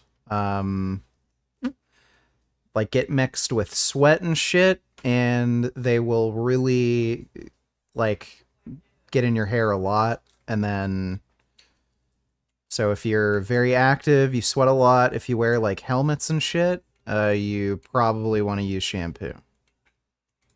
Tell you this reality. I have not shampooed. Yeah, and I know there's people, I haven't shampooed in years, this and that. Your body will adjust to not shampooing and produce less of those oils, sure. Play Endling today. I probably won't play Endling today, but thanks for the donation, Dodo.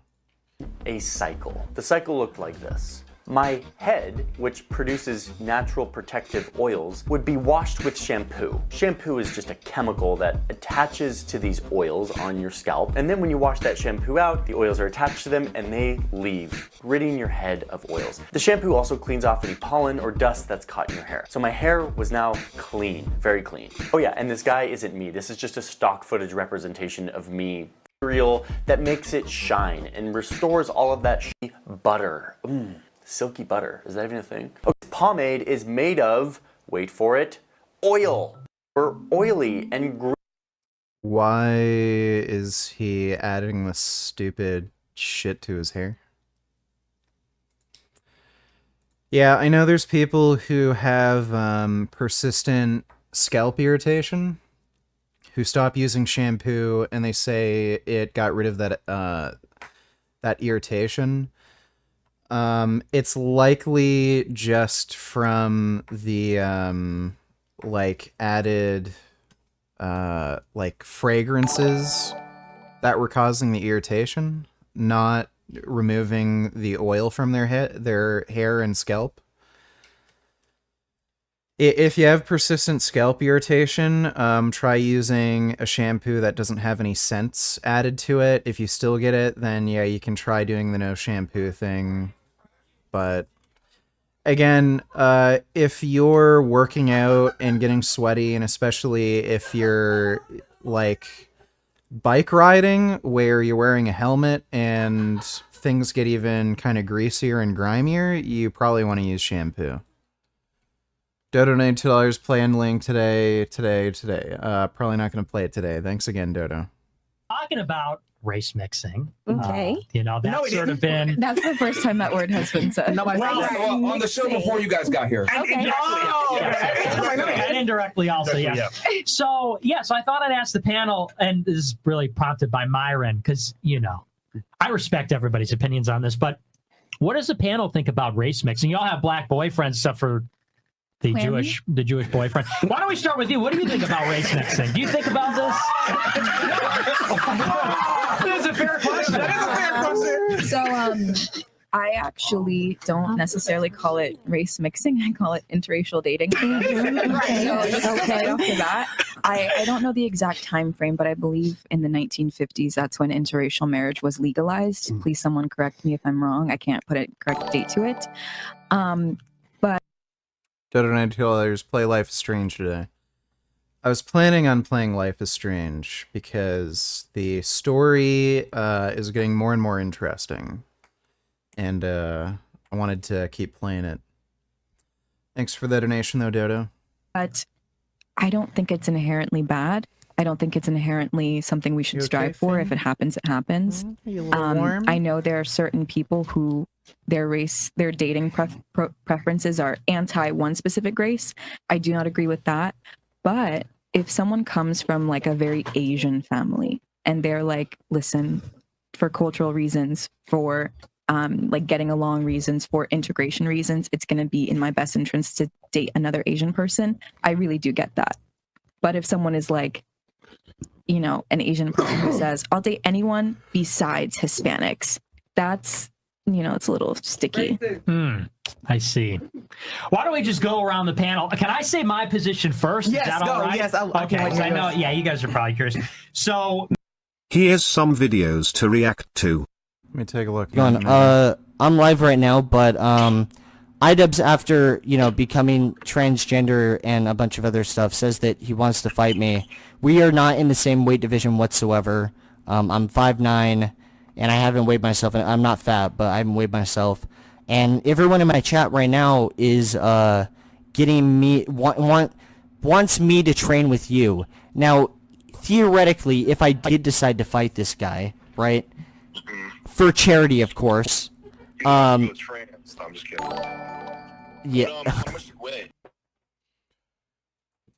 Joe donated $2. I was joking, play Endling today. Also, if you don't play it today, then you have to play it after you finish playing Lesbian Game. Also, you have to play horror games, and you need to play Endling.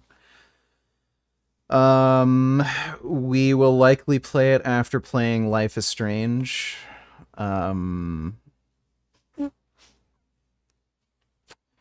There's kind of a lack of horror games to play.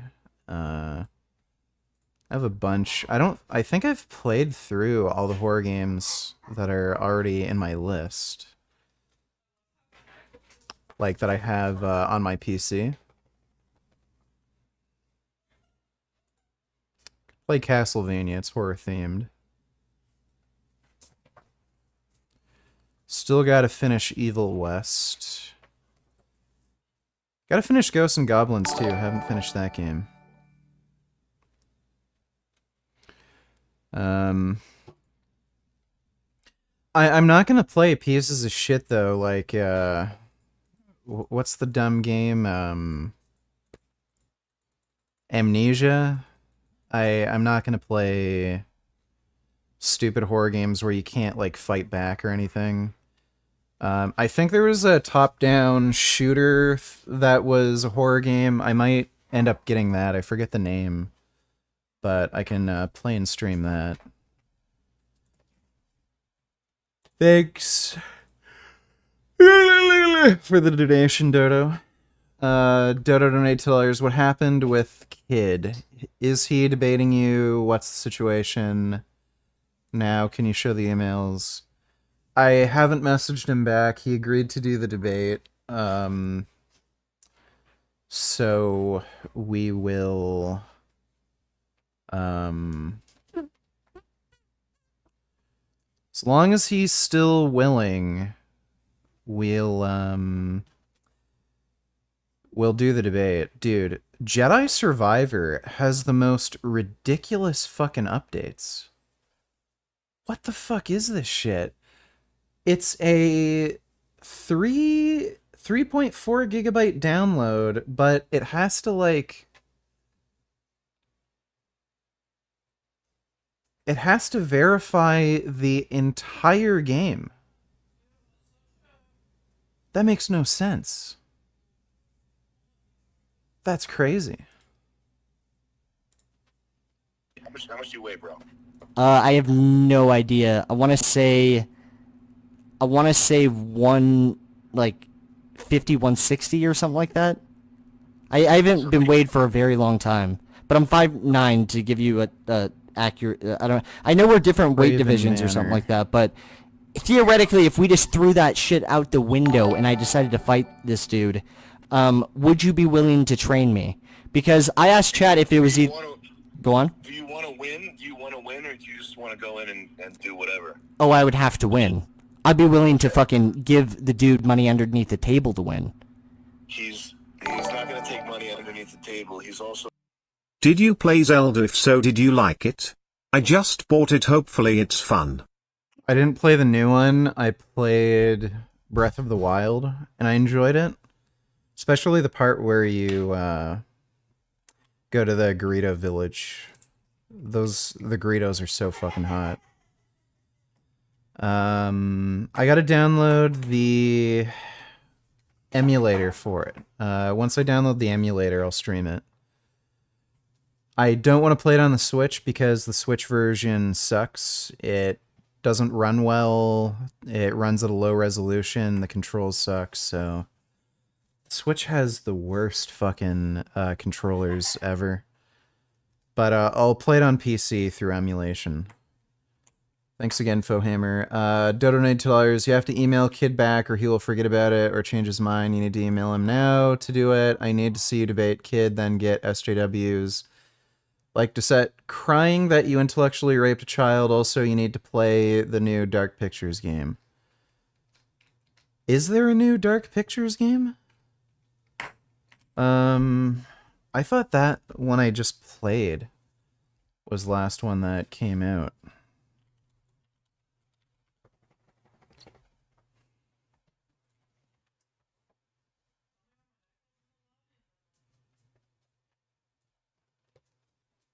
I have all of them. So I'm not gonna replay Devil in Me. The game's a little too stupid. I'll replay like House of Ashes. That game's still dope. They come out with a new one, I'll play it. Thanks, Dodo. Son Goku donated $2. Natty or not? Let me see. Definitely not Natty. He is clearly on steroids.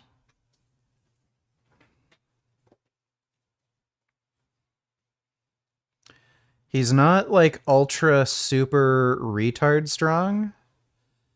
Like, this is more than what I can do on incline. The best I've done is 275 for 5. But, that's, like, only 20 pounds heavier. But you can tell he's on gear. Like, the weird fullness and vascularity and bloatiness, he's definitely on steroids.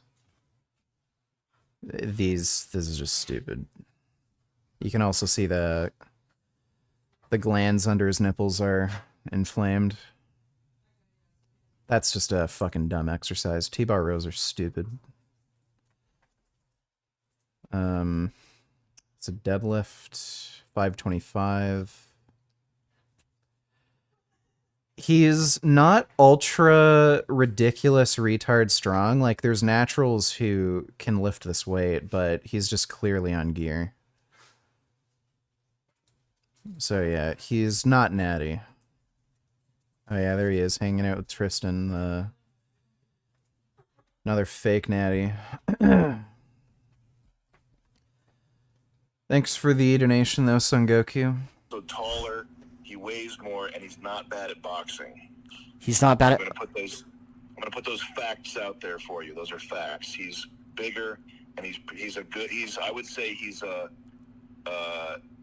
borderline. He's better than a lot of people, and he's not bad at boxing. Do you think that you could take him? I mean, this guy said you're making him out like he's actually pretty pro. I didn't say pretty pro. I said iDubbbz would annihilate Leafy as here. Leafy doesn't have anywhere near enough work ethic to get good at boxing. he's not bad at boxing.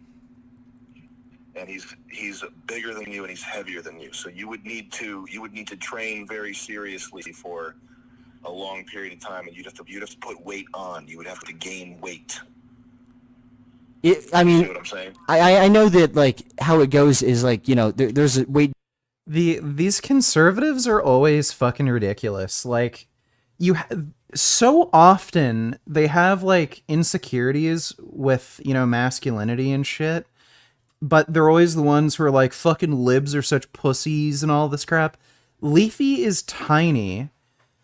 He's weak as shit, and then he's acting like he can beat up iDubbbz, who's much bigger than him, and is actually trained and is decent at boxing. Like, he's so fucking delusional. iDubbbz would wipe the floor with you. Divisions for a reason and stuff like that. But, like, is there any way that I could even win? If theoretically I was 4'11" and weighed, you know, 90 pounds, is there, like, any possibility of winning there? Like, if you were 4'11" and 90 pounds, no, there's no. Like, if you were 4'11" and 90 pounds, no, there's no possibility that you'd win. what if I snuck in a knife or like fucking like metal underneath my boxing gloves? If you had metal, you could have metal implanted into your hands like Wolverine, and that would help you. Yes. Do you think that maybe I should consider something like that? I'm willing to break the rules, dude. I'll be honest with you, dude. I've considered such surgeries before. They don't have a metal detector. They don't make the fighters go through metal detectors, as far as I know. So that's actually an option. We could pursue that. Yeah. Okay. All trolling aside, how in the fuck did... I know you don't want to go too much into it, but like, dude, how did you convince this guy to start boxing, bro? Dude, he's not bad at boxing. That Alex Wasabi guy is pretty slick, and he was hanging in there with Alex Wasabi. He's not like a bad boxer. Dodo Night Teller is Me in the Dark Pictures game that takes place in space. It's going to be like Dead Space, but better. You need to play that when it comes out. Also, Little Nightmares 3 and Little Nightmares DLC. And can you email Kid back now? Not going to email him back right now, but I'll email him back. And yeah, I'll play that game when it comes out. Thanks, Dodo. His whole thing right now, he's doing this kind of humiliation thing. I don't know why he's doing that, but I don't think he's a trash boxer though. Dude, I saw you box someone. I only saw one clip, right? Someone linked it on stream. You look like you're fucking good at boxing, bro. I'm not good at boxing. I just took a bunch of steroids and hit that guy in the fucking forehead really hard. I thought it was a dub. But if you wanted to actually do it, Leafy, you would want to gain. My advice to you would be gain 40 pounds of muscle, and then spend a year and a half taking it dead serious, as in like training twice a day, and just being super sure you don't get injured while training. But it's a mistake to not enter into something like this with a mindset that's not a killer instinct mindset. You have to take it as seriously as cancer if you're going to put your reputation on the line, if you're going to put your health, your head injury shit. You don't even one fight, getting head injuries from one fight. I think something like that. The more I see parrot videos, the more I'd want to be one lol.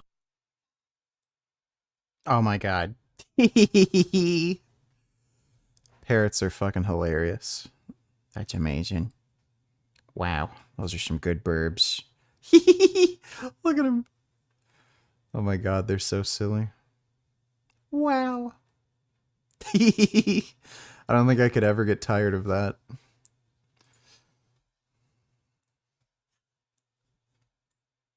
Oh. No music. Parrot says no. It's a really fucking cute parrot.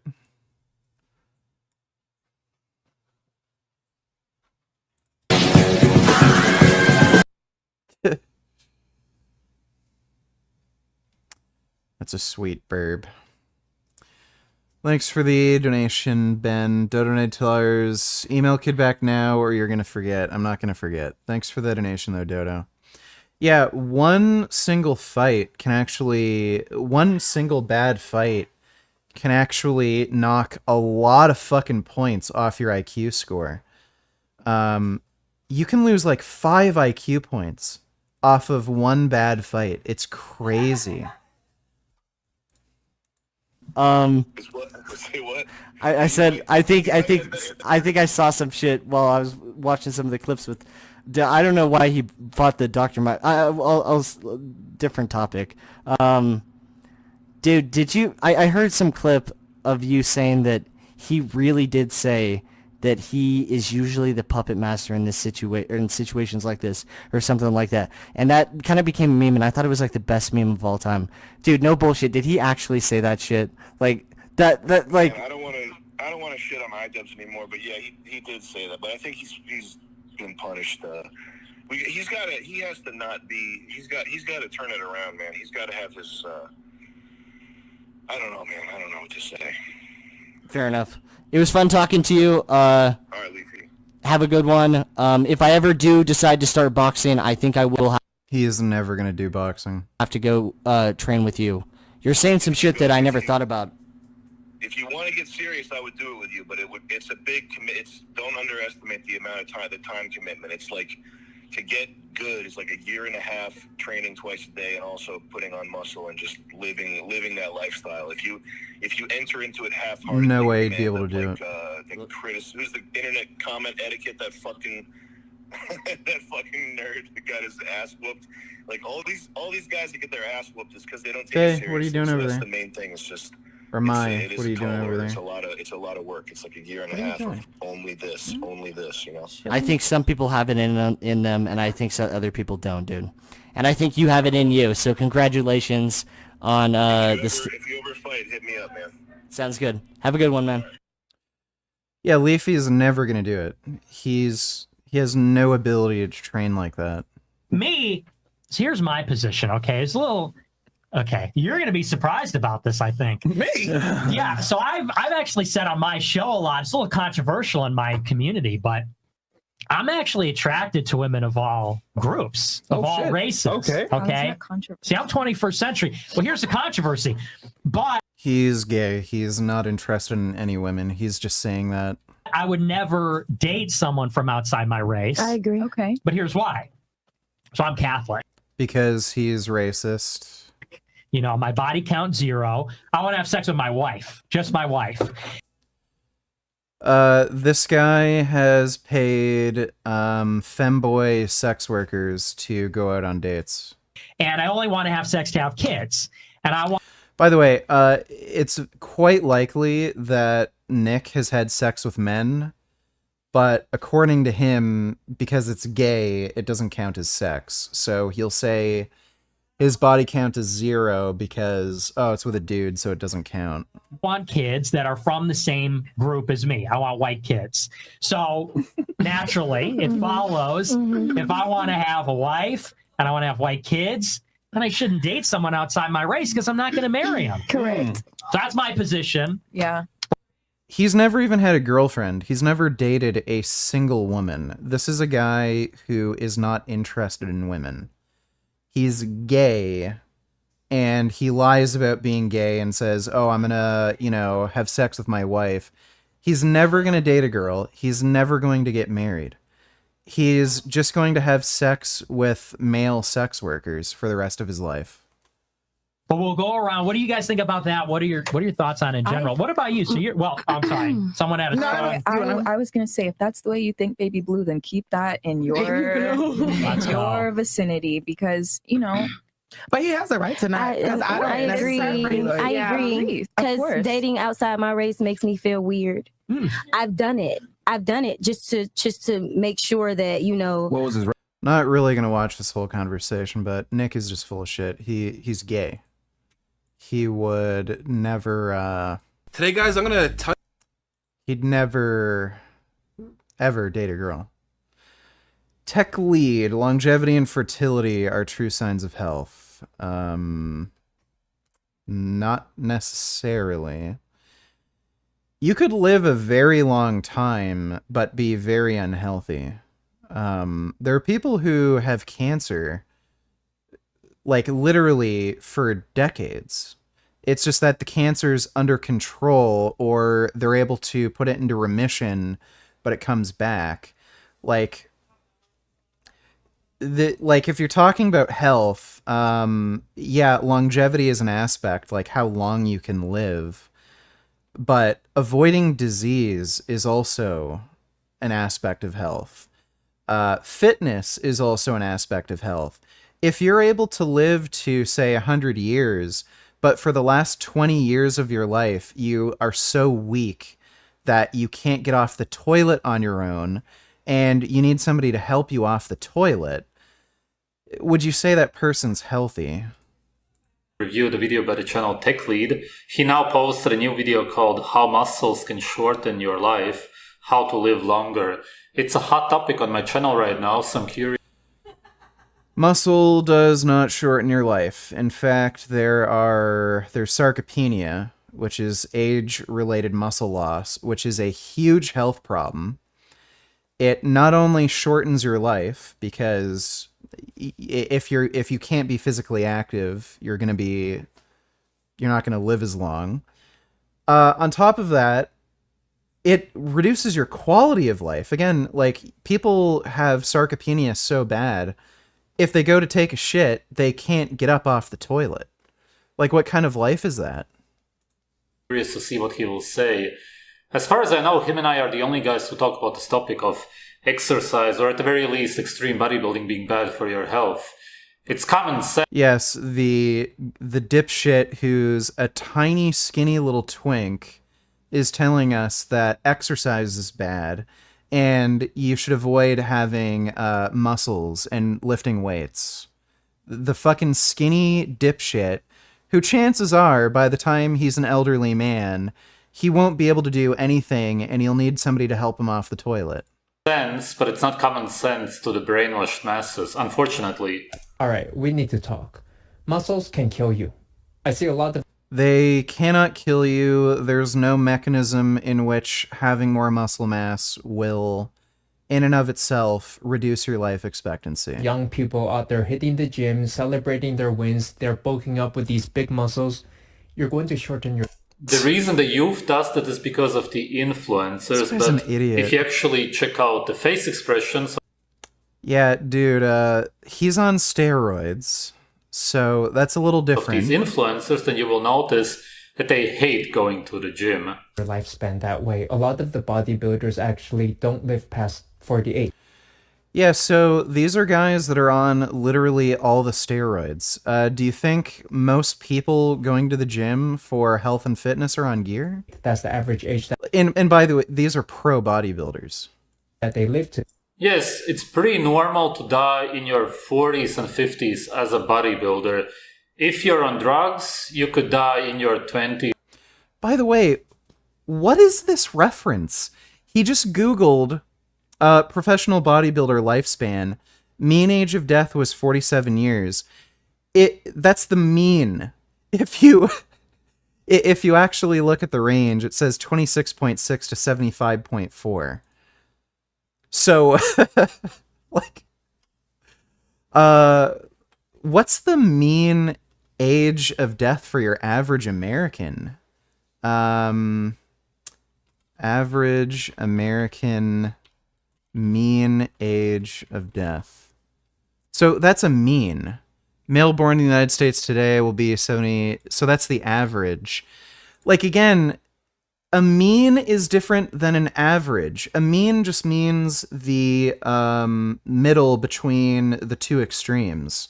So if you take, a group of people, like, some will die really early on at like 10, and then some people will live till 120. Well, the mean is going to be like 40. It just means the very middle of those two extremes. It doesn't mean the average. You can have a distribution that's where, like, again, the average is around like 70 or 80, but the mean is going to be way below that. Or 30s, and that's because it's so extremely stressful. And it's because their heart fails them, suffering cardiovascular problems. And the problem is that we have this epidemic of influence. It should be mentioned that the most heart failures in young men occur on the basketball field, as in basketball. So the most common cause of death for young men in their 20s, I believe, is maladaptive cardiomyopathy. It's pretty fucking uncommon. And yes, exercise, especially very frequent, intense exercise, can exacerbate that problem. But you're mostly going to see that in very high-level athletes that have extremely high amounts of exercise and are also taking anabolic steroids. It's not a normal fucking thing for somebody who's active to get maladaptive cardiomyopathy. Is the deadliest sport out of all. Bodybuilding isn't a sport, of course, but it's also extreme stress. And social media online just promoting the gym, supplements, protein powders, and you have to understand that this is a big business and they don't want you to know the truth. And so recently I tried to explain this on Twitter. Muscles shorten your lifespan. This should be obvious to anybody out there, and it got quite the... What a moron. If muscles shorten your lifespan, please tell me why, when you look at elderly age groups, people who maintain more muscle mass are more likely to live longer. This is something that they literally try to get elderly people to do to maintain as much muscle mass as fucking possible. Oh my god. Reaction where a lot of people just didn't believe it. They were making fun of me, saying I'm some wimp. And by the way, according to the most recent research, as long as you can mitigate the side effects of steroid use, men who are on HRT or TRT, testosterone replacement therapy, they tend to live longer than age-matched controls. So there are typically higher rates of like myocardial infarction or stroke, but they tend to live longer. So this idea that having more muscle mass is going to kill you, it just doesn't pan out. Elderly people who are able to avoid sarcopenia, they live longer. It should be, and a few decades ago it absolutely was. If you would have asked... Like, this is stupid. As you get older, you realize the incredible strain and weight it puts on your heart. Like, it just doesn't make fucking sense. What do you... So, the amount of... if you actually look at the additional, like, I don't know, the extra beats per minute you need to, say, have an extra 20 pounds of muscle, it's nothing. There's a very low additional metabolic requirement. So I don't know what the fuck he means by extra strain on your heart.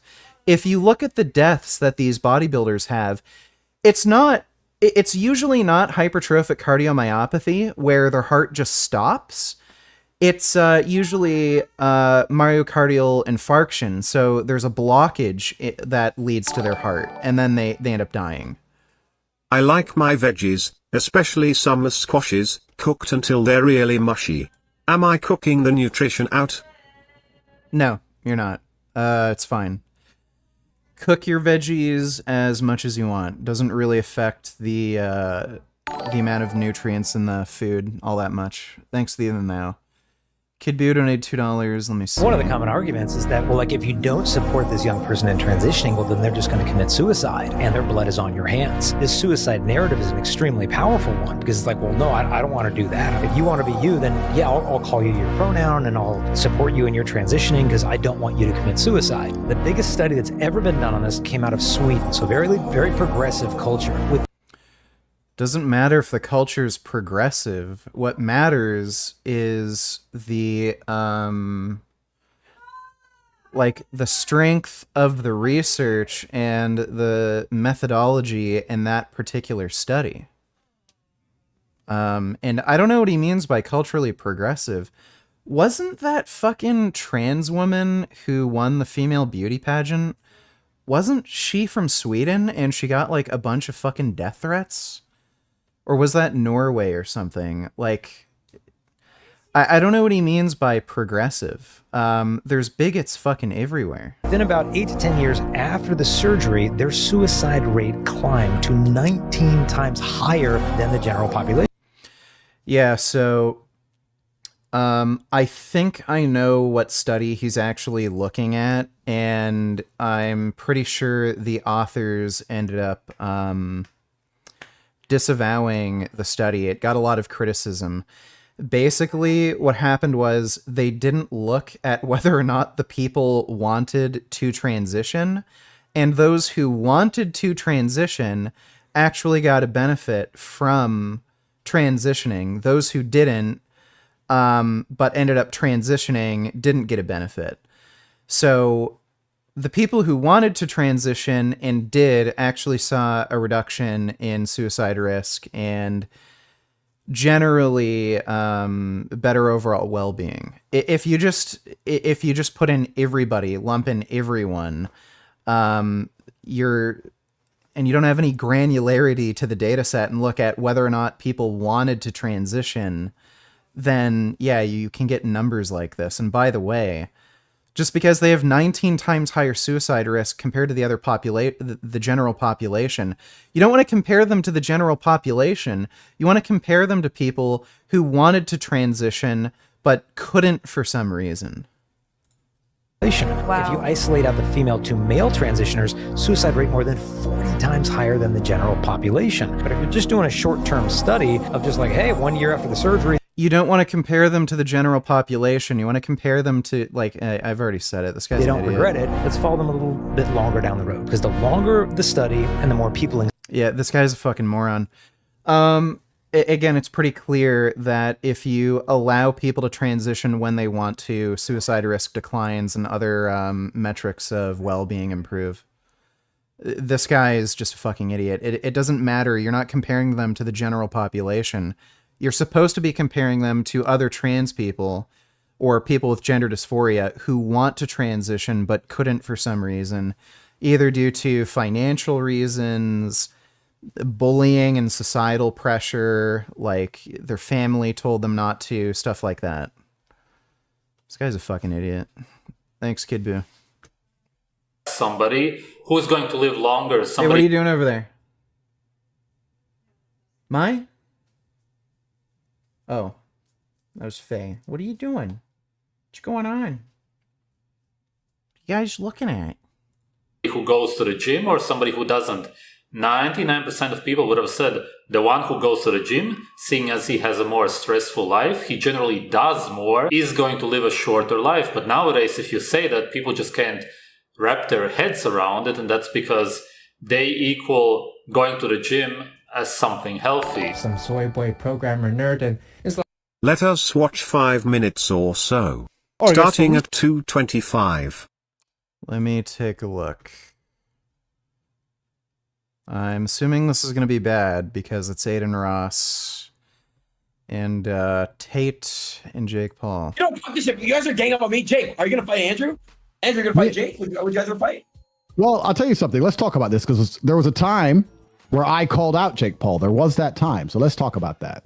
It's when Jake first called out Connor. I think this was like 4 or 5 years ago. Is that correct? A while ago. And I said, Jake, I'll fight you. I remember saying it to him. At the time, I wasn't nearly as known as I am now. Let's see. Mike donated $2. August, so in recent...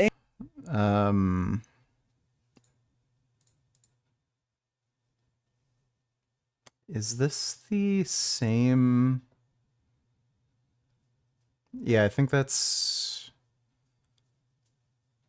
Andrew Tate confronts Adam 22 and wife. Okay, it's a different thing. We'll watch that next. Thanks for the donation, Mike. Now. And then since then, I've made it very clear also to the world. I said that Jake, I believe, is the best YouTube boxer. I believe he can beat them all. And I think he's training very hard. And a fight against Jake would be a real fight. And I do believe he's working hard in the gym. And he's more of a boxer than he is a YouTuber now.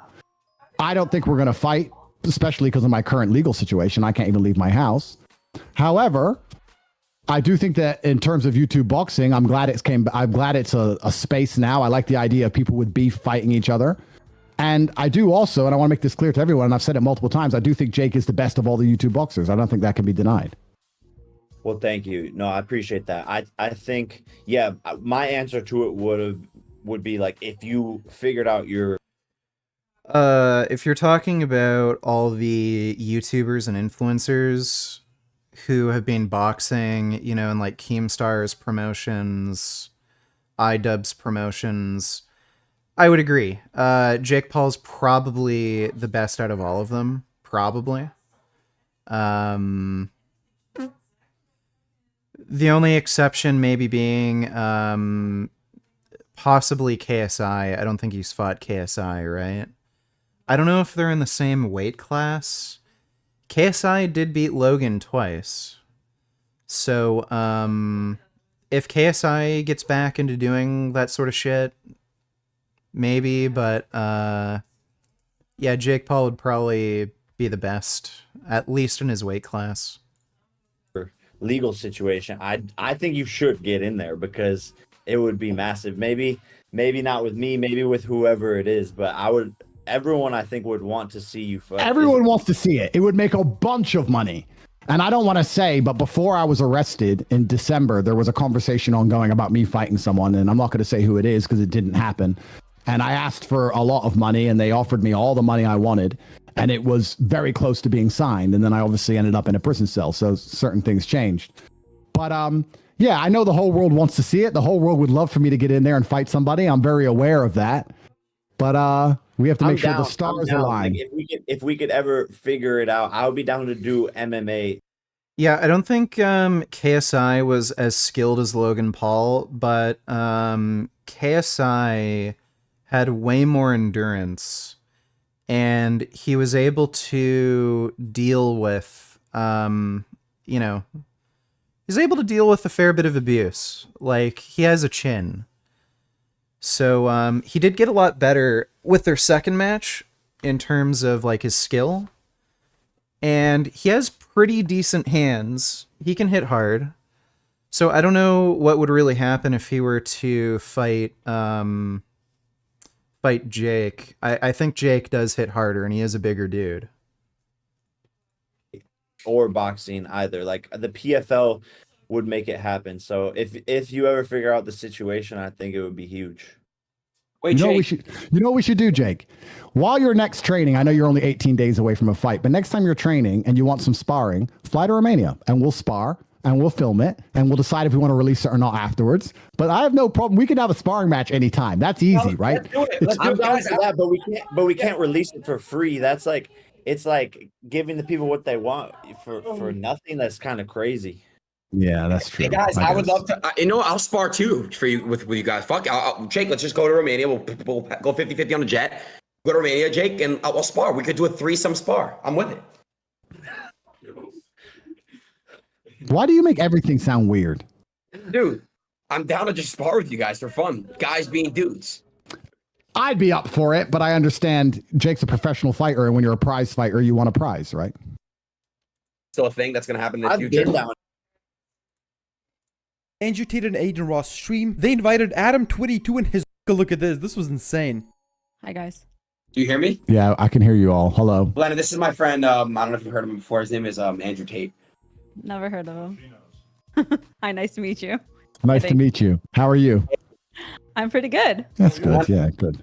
Lena, I can see you have a black microphone in your face. It's very nice. Does it remind you of anything? Andrew? We have to be very careful with this conversation, and I'm going to explain why. Let's start by setting some ground rules, because it's very nice to meet these two people, and I've never met them in real life, and I believe in being respectful to everybody. That's who I am as a person. I believe in treating everybody with respect, and even if we're going to have an interesting conversation and we're going to have disagreements in this debate, perhaps... Says the human trafficker and rapist. Alleged human trafficker and rapist. That might evolve. I'm not going to sit here and insult anybody. That's not who I am. So I know what you're trying to make me do, Aiden. You're trying to make me say something which could be deemed offensive, and that's not what I'm going to do. No, because we're all individuals and we can all make our own choices. We have a lot more in common than we have separating us, because believe it or not, the Matrix has been out to get me too. So has it? Tell me how. Bro, they've been trying to cancel me for years. All kinds of made up sexual assault bullshit and everything under the sun. The same exact playbook that they've been using to try to take you out the game. So you may disagree with some of our sexual proclivities, but believe me and Andrew Tate, we're victims of the same struggle. Shout out to Tupac. And I think once you get to a certain level of fame and influence, every single man's going to be hit with this. I mean, the reason Aiden hasn't been hit by it is because it's just so unbelievable. Everyone knows Aiden's fucking full of shit. I literally have, though, bro. I got canceled like 30 times, bro. What 30 times. What, for hanging around with chicks? They said you like had sex with a girl or whatever. You got sexual assault claim. Nothing like that. Thank That's God. exactly I what I haven't mean. had Yeah, because everyone knows you're not getting laid, so that's fine. But when you're an actually high status male, it's pretty What clear. the It's fuck? What it you happens. Whatever, bro. Whatever, bro. Cool. It can't be true. Say again. Sorry. I know trans girls. I know girls who have fucked Aiden, so I don't think that's totally true. What? How do you know this? I know all about you, Aiden. Tell me all about Aiden. Bro, hey. What is He's this, out- bro? I know like 10 trans chicks that Aiden fucked. All right. See, now people are going to believe that shit. It's not true at all. Come on, bro. You know it's not true. Aiden. Andrew, I swear to God, I've never fucked a trans girl before. All my life, I never will. Let me tell you all a story. When I was about 25, Andrew is pretty progressive when it comes to recognizing trans women as women. I will give him that. I was living in Thailand, and I must be Yeah, the here only we man who lived in Thailand because I was fighting. So I lived there for 2 years. And I lived there, and I must be the only man who lived in Thailand. I've never paid for sex, never slept with a prostitute, none of the weird shit. So I'm living in Thailand, and I had this Russian girlfriend, and then she went back to Russia, and I was a bit lonely, and I thought, okay, I'm going to try and get myself a new girlfriend. And by coincidence, the same day, I met this beautiful Swedish girl, and she was backpacking. And I met her, and I went up to her and started saying hello, blah, blah, blah. We agreed to go for a drink that night. After talking to her, I was walking home, and as I was walking, this transsexual who must have been about 55, 56, had a couple teeth missing.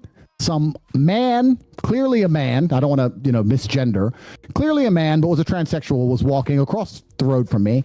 And he/she pointed at me and said, "Hey, I can tell by how you walk. You have a big dick." What the fuck? Yeah, there's a lot of ladyboys in Thailand who will do this sort of shit where they will be very aggressive when looking for Johns. They'll basically, like, literally grab onto you and be like, "Hey, baby, let's fuck. I know you have a big dick. Let me give you sucky sucky," and they will not leave you alone.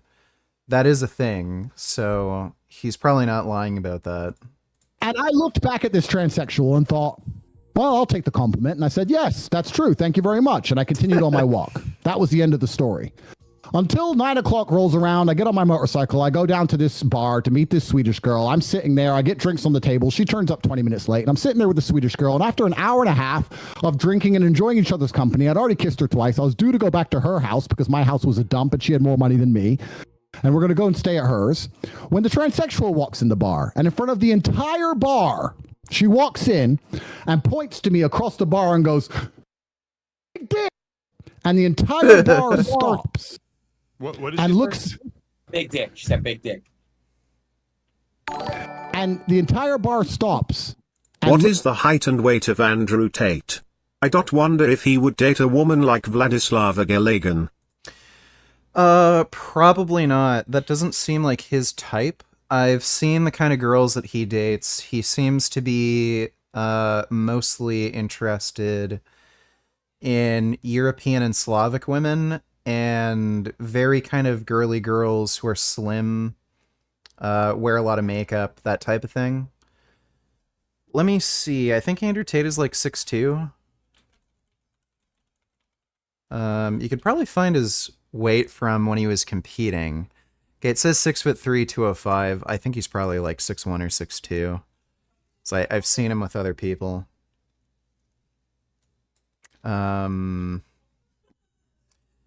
Says his weight's 205. I'm sure it changes within like probably 10, 15 pounds, something like that.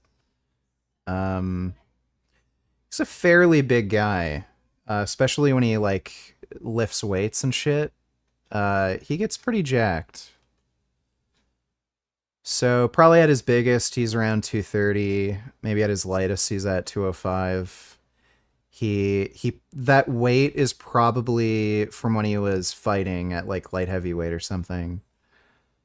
But yeah, some other sources are saying 230, 235. Thanks for the donation, James. Looks at her, the old transsexual with missing teeth, and then looks at me. And I tried to explain for the following 10 minutes to this Swedish girl that I've never slept with this person. I don't know why she says I have a big dick, and I've never been with her, and I don't know it. I just saw her on the street, and she didn't believe me. She went toilet and never returned. That's a story from when my lonely night in Thailand. That's true, and it completely happened. You never give a ladyboy a shot? I've never given a ladyboy a shot. No. Am I missing out, Adam? I haven't done it either, but I went out to Thailand when I was like 19, 20, and the ladyboys are out there. And some of them, even back then, this was like 20 years ago. I'm assuming you talk to Destiny about veganism to convince his audience and not him? Also, I feel like he secretly likes you because he usually bans people who make jokes about his wife. Yeah, I think he does.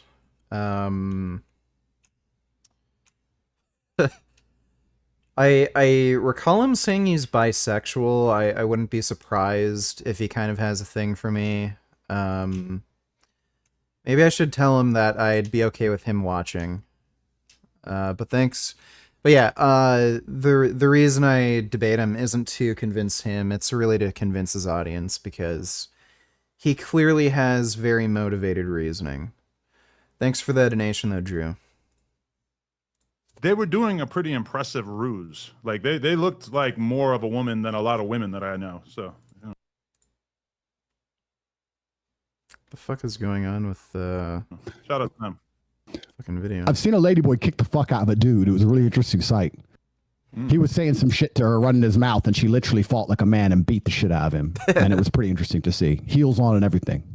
All right, can I just address the elephant in the room? Why was nobody talking? Yo, so Lena, you just finished. I heard the video's going crazy on Pornhub. You guys crashed it. It's on my OnlyFans. Yeah. Oh, sorry. So Adam, if you don't, oh, sorry, Andrew. What happened was this. I don't know. Yeah, I don't know if you heard, Andrew. They did a. Go to 618. He talks about KSI and Logan. I think the Paul brothers may have a fallout. Didn't we already get to that point? Let me see.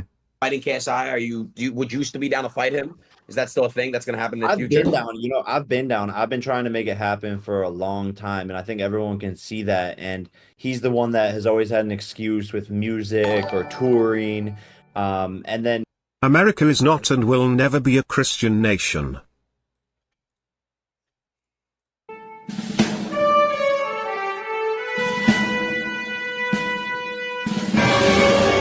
Oh my god. President George Washington.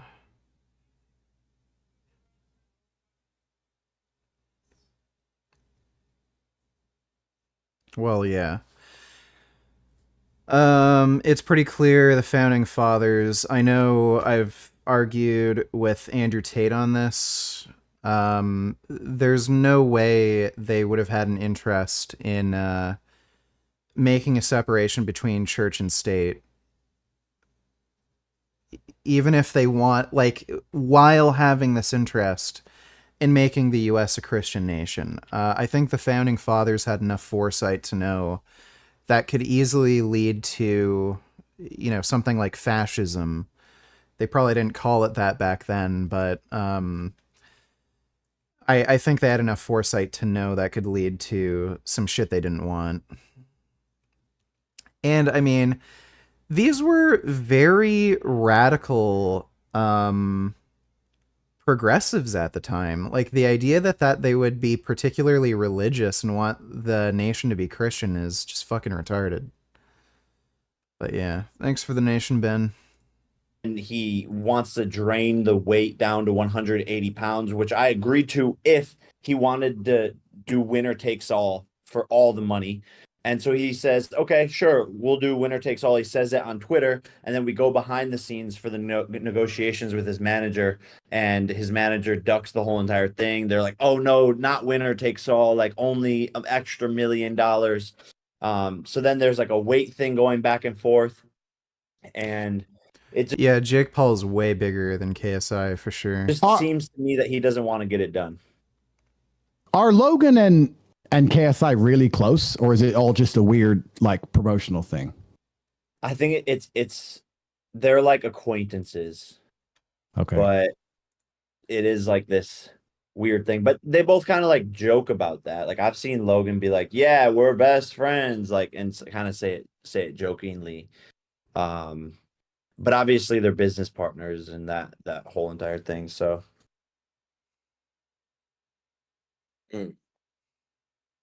Yeah, interesting. I just thought I'd ask.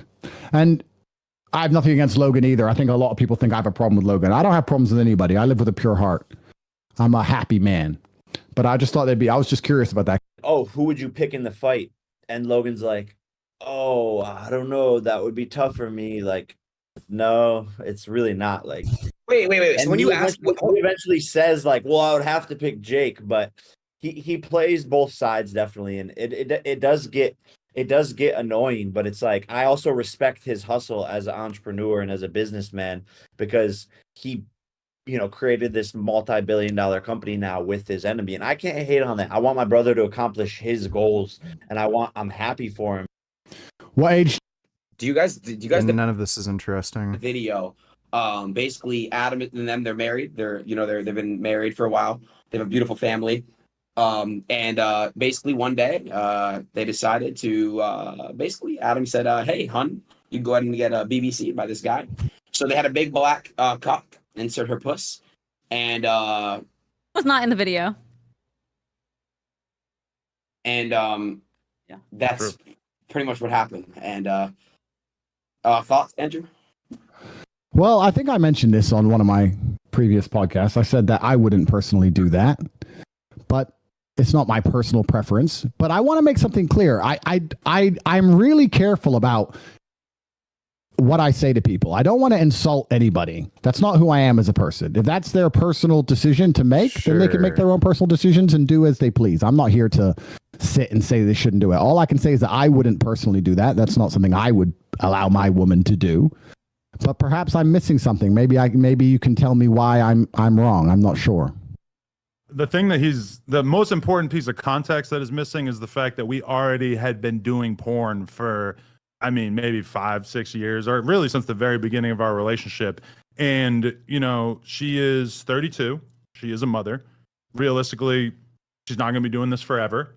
But we decided that it made a lot of sense for her to, seize upon the moment, the fact that she's still got her youth about her, and slurp up a black cock for the fucking paper, man. He liked it. He liked watching the video. Yeah, I was kind of turned on by it. I'm not gonna lie. So my question would be, sorry, one more time, Lena, right? Correct, Lena. Lena, yes. Lena, do you think that you have an emotional attachment to this man now, or like you literally wouldn't care what happened to him? Let's say, heaven forbid, something, I don't know, he got locked up and went to jail or something. Like, would you care, or would you have zero interest in him as an individual? Feel for him as I would feel for like almost anyone I'd ever met who went to jail. But like, no offense, Jason, I see you as like a male sex doll. Like you were So you have no emotional attachment to him whatsoever? No, this is where I have my emotional attachment. Okay, well then, if you're capable of keeping that divide, then I'm not here to insult you. And the reason I don't insult people, I also want to make this very clear. And he pulled up some old Andrew Tate kickboxing matches and was showing me them, and did a pretty good job of making the point of this guy can't fight, which I am not in a position to judge, but I have had that experience where Did you hear that me Attorney General announced indictments of 16 fake Trump electors? I did not. Let me take a look.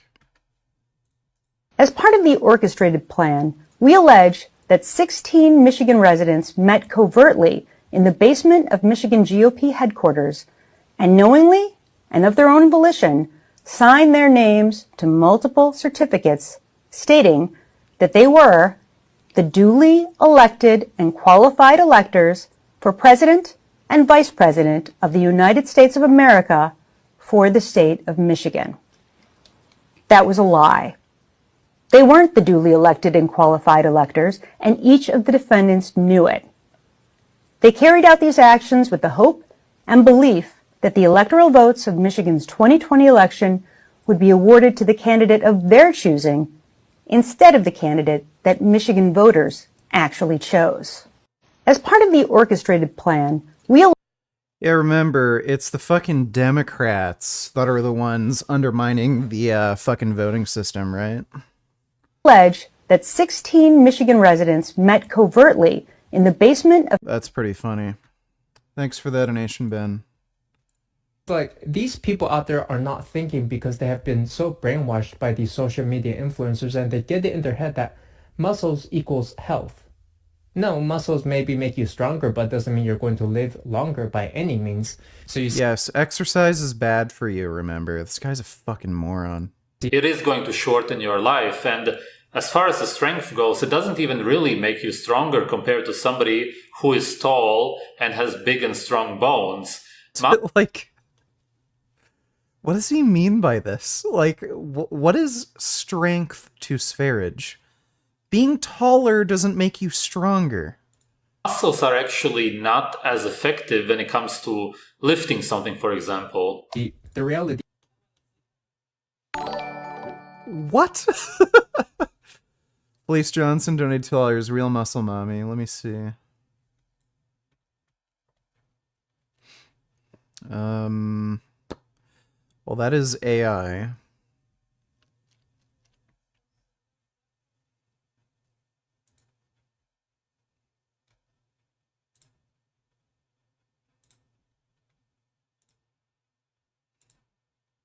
It's definitely fit. It's not really my type. I'm not super into blondes, for one thing. But she is fit for sure.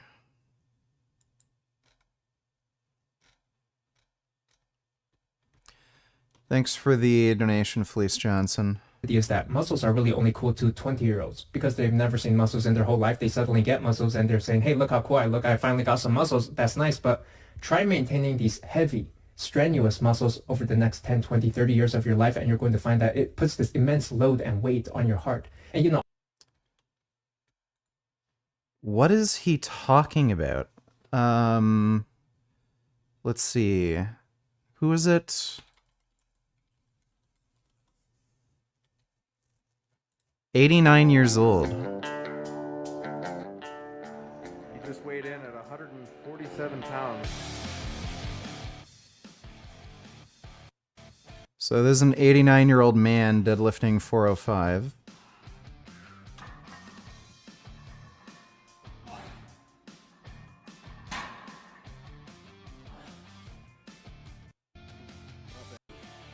$275 raw squat. 89 years old, keep in mind.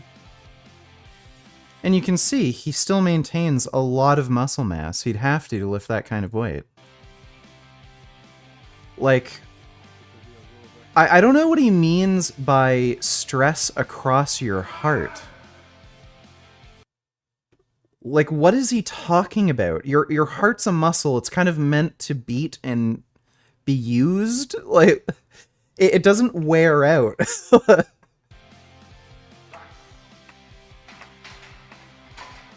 Like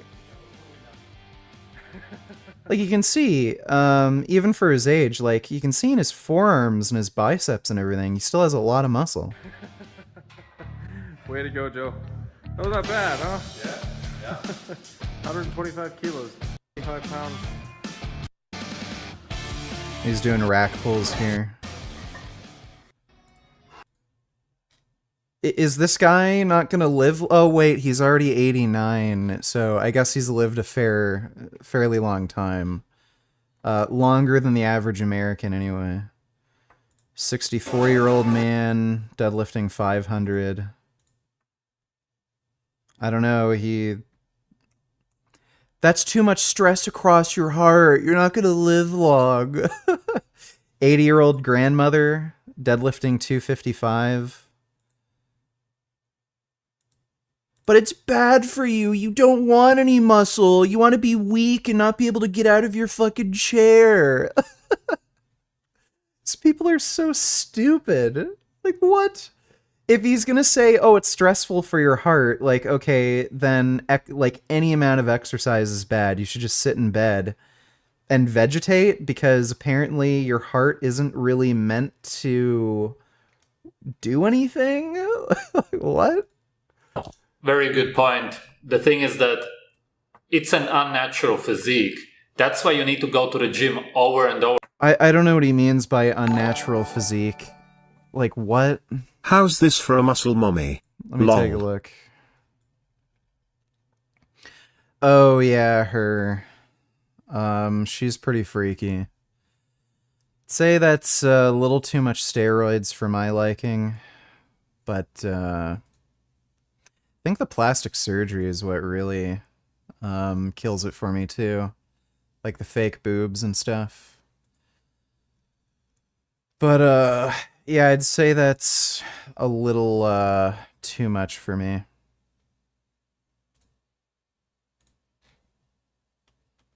Like, if she still had a feminine face and didn't have the breast implants, I don't think I'd really mind too much, but yeah, just the masculinization of her face and shit, and the plastic surgery, I think is a bit too much for me.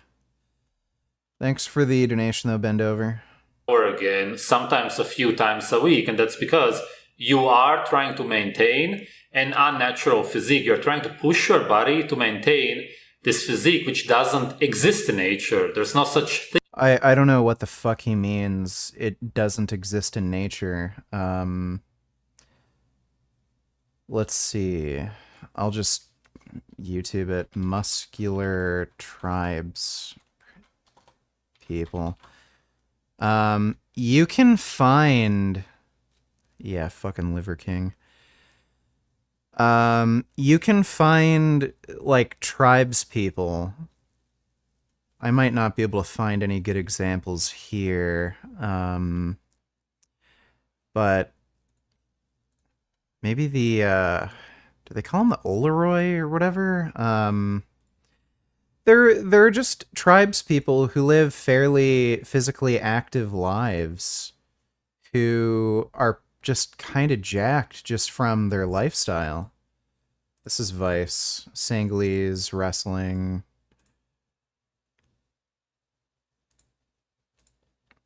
So I don't think a lot of these people even lift weights all that much, and they're just like fucking big. Yeah, I know Vice did an episode on these people. Who were the, I think they're the... Let me just Google. No. There's a tribe of people who live on an island, and they're all fucking massive, and they don't even really lift weights. And the paleo-primal people used to be really into them. Tribe of people who eat coconuts and fish. Can't remember the fucking name. Not the Sentinelese. There's this other fucking tribe of people. They were big in the paleo-primal community because, they lied about their diet and said they just eat like fish and coconuts or something, and their diet was almost entirely plant-based, and they ate some fish and coconuts, and they were all fucking big-ass jacked dudes. Yeah, maybe it was Kitavan.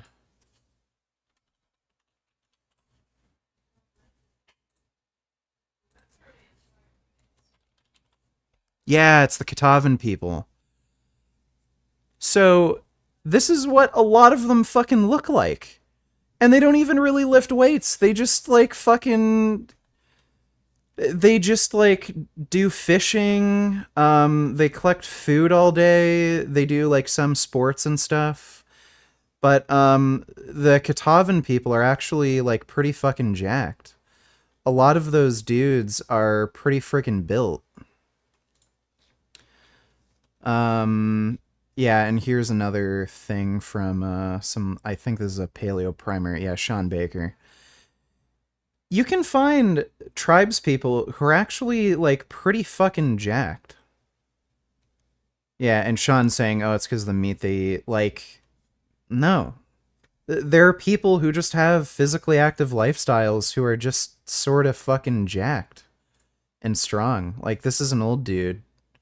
I don't know if that leads to anything weird. But look up the Kitavans. A lot of them are actually pretty fucking muscular and jacked. Thing.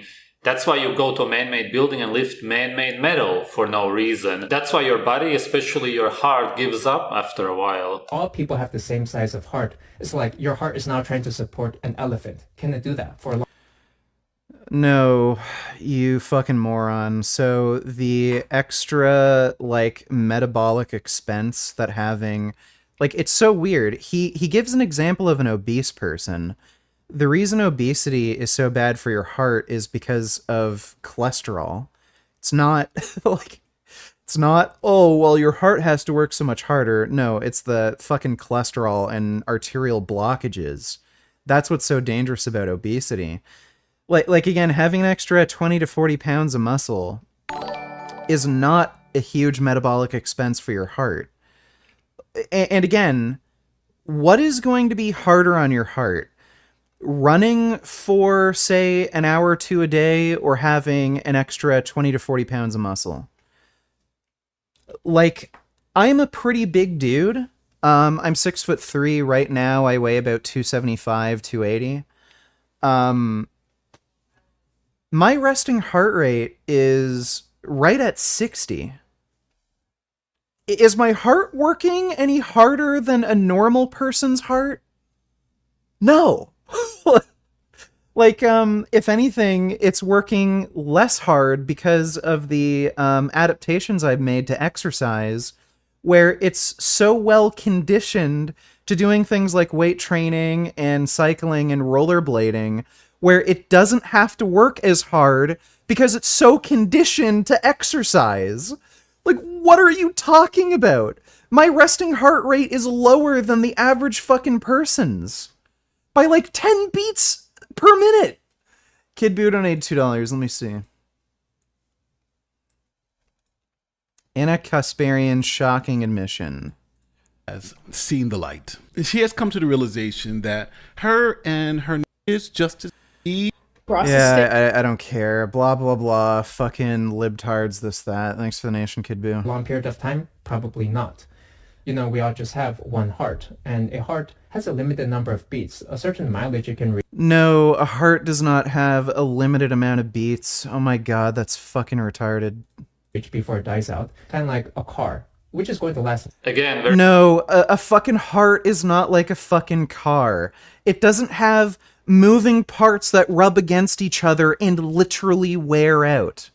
This guy's an idiot. Holy shit, that's stupid. The more stressful your life is, the more... This guy's so fucking dumb, dude. The only path donated $2 vegan gains. Are you feeling sentient today? Is Finn feeling chungusy? I believe both are true.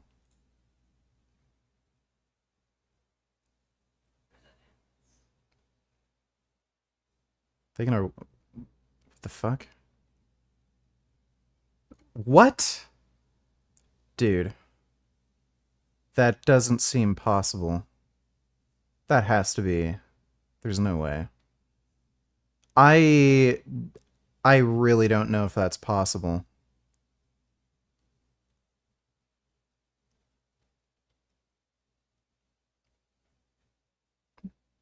That's like almost 200 pounds right on top of your head. I don't know. That's a little funny to me.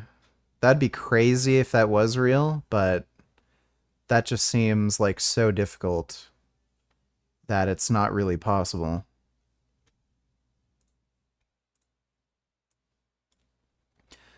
Best 35 seconds ever experienced. I could feel every second of anticipation and joy the dog felt.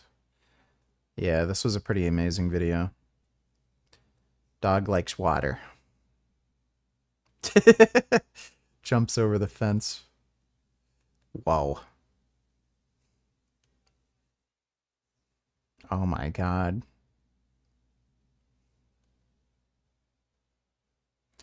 Dog likes beach. Whoa. Love how it just runs through those people, too. That's a happy dog. Baby gorilla interacts with baby deer. Oh yeah, I've seen that. They look pretty sentient to me. Wow. Oh my god, gorilla wants a kiss. It's a very friendly interaction. They're friends.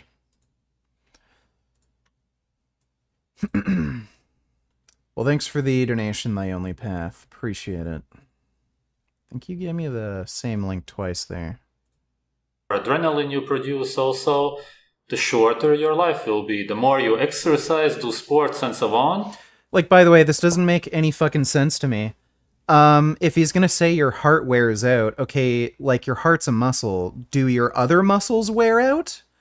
Like, I've never seen somebody who does bicep curls have their biceps, like, not work by the time they're 80 because they kept doing bicep curls too much. Like, what fucking sense does that make? Your muscles don't just wear out. It's not a fucking car engine. It doesn't work the same way.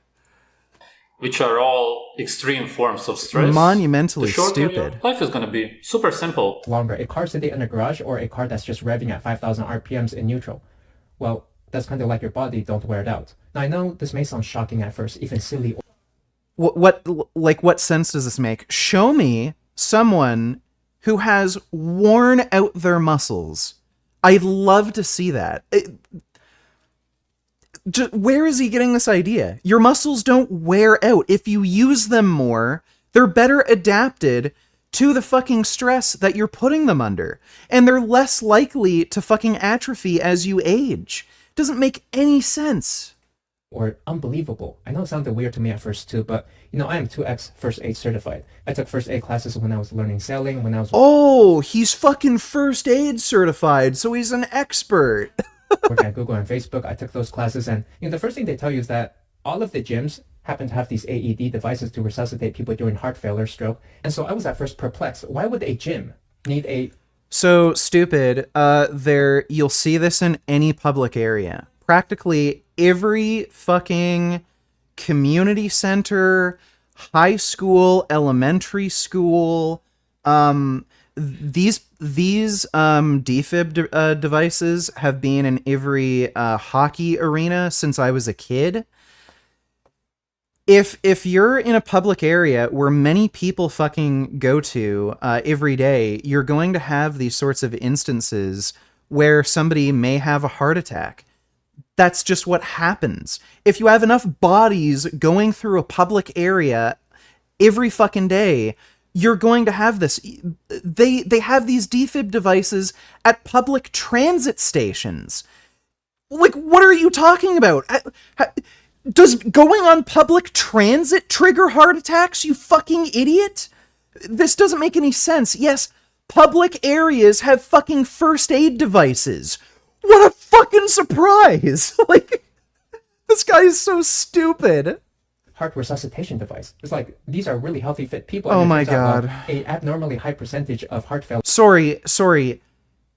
Everybody who goes to the gym is a healthy, fit person? This is coming from a guy who's never seen the inside of a fucking gym before. Dude, everybody from professional athletes to 80-year-old fucking women to morbidly fucking obese people go to fucking gyms. Just like, same at a fucking public transit station. Go to any public transit station in any city, they're going to have first aid, including defibrillators.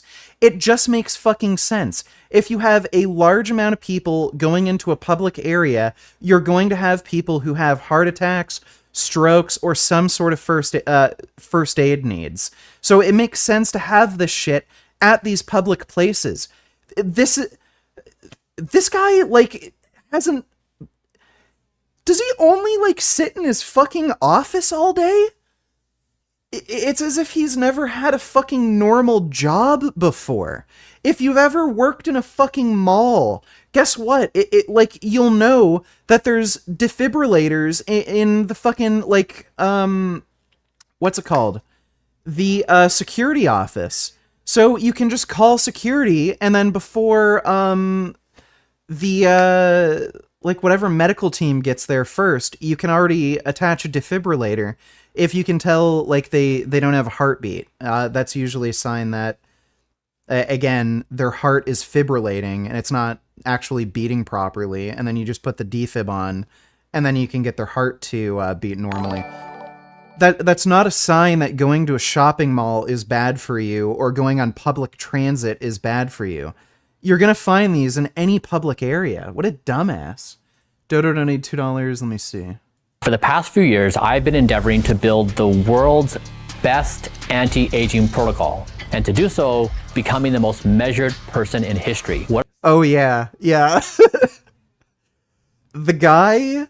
Literally, the fucking guy who's a fucking mega millionaire. I think his net worth is like 300 million or something. He developed this anti-aging strategy with the best team of doctors he could possibly fucking find. And guess what?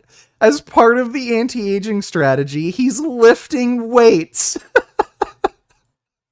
Like, and you can tell he's pretty muscular, and he's big. He's not a tiny guy. He was standing next to Will Tennyson, and he was out angling Will Tennyson. I was surprised how big this guy is. He's not just some, like, skinny little runner. He's actually pretty jacked. I think it's just because of his height. He looks smaller than he really is, but he's actually a big guy. Don't do that. You're going to wear out your heart. You're going to age faster. You're not going to live as long. This is so stupid. Thanks for the donation, Dodo. Oh my god, I have to make a video responding to this tech leads guy. Like, what a fucking moron. Happens at the gym, and so that's why they need these AED devices. So we can actually see here some of the data. Bodybuilders die around age 48 on average. I mean, that's super early. And they have an alarmingly high rate of cardiovascular heart. Yeah, so this is pro bodybuilders. Gee, I wonder why pro bodybuilders are dying so young. It can't be the massive doses of steroids they're taking and their ridiculous diets that are leading to high blood pressure, clogged arteries, and kidney disease. Couldn't have anything to do with that. No, it's that they lift weights. It's the weightlifting that's making them, get heart attacks and die so young. Not the steroids and their terrible diets that lead to heart disease and high blood pressure. Like, what a fucking joke. I think I'm kind of done reacting to this. I'm gonna make a video tomorrow reacting to this guy directly, because that is so ridiculous. Oh my god, like, how stupid can you be, dude? That is so dumb. Jesus Christ, what a fucking idiot.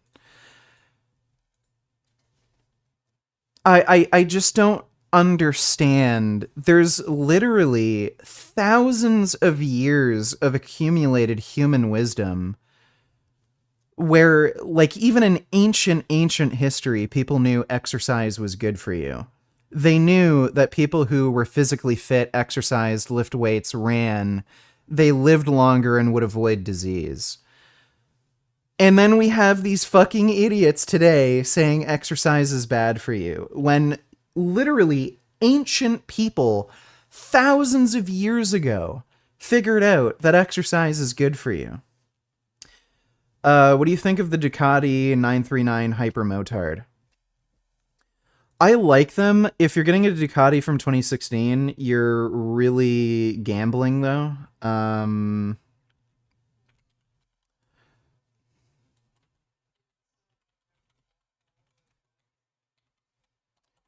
So this is an era where Ducatis were not so reliable. So if you're going to get something like this used, I would not pay too much for it. The newer Ducatis from 2020 onward, they're a fair bit more reliable. But I really like them, the Hyper Motards. There's a guy who lives in my area who I've seen riding around on these. They're really pretty and they're really powerful. But you're rolling the dice in terms of reliability.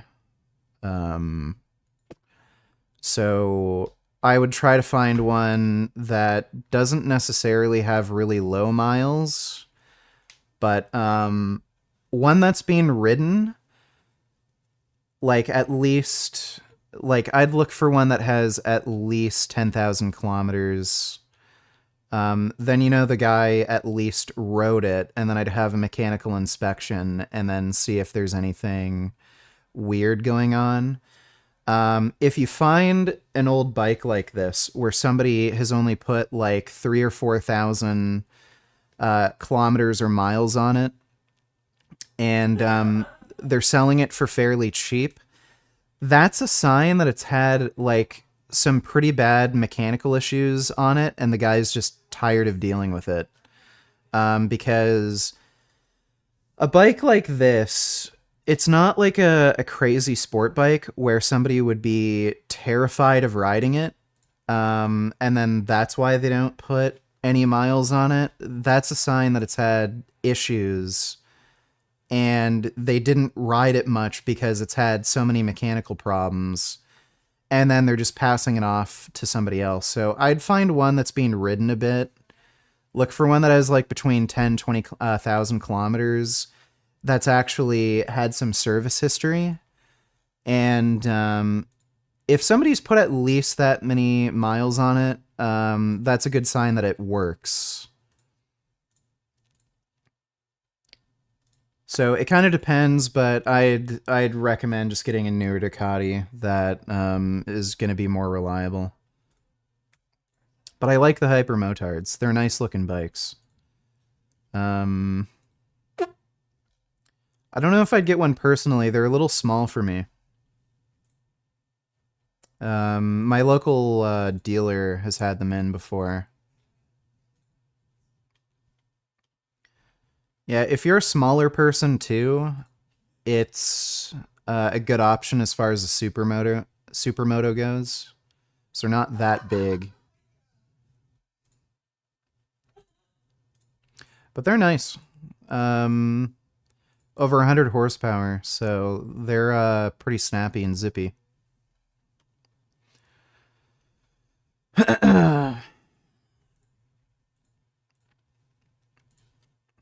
Alright, well, I think it is around that time to play some video games.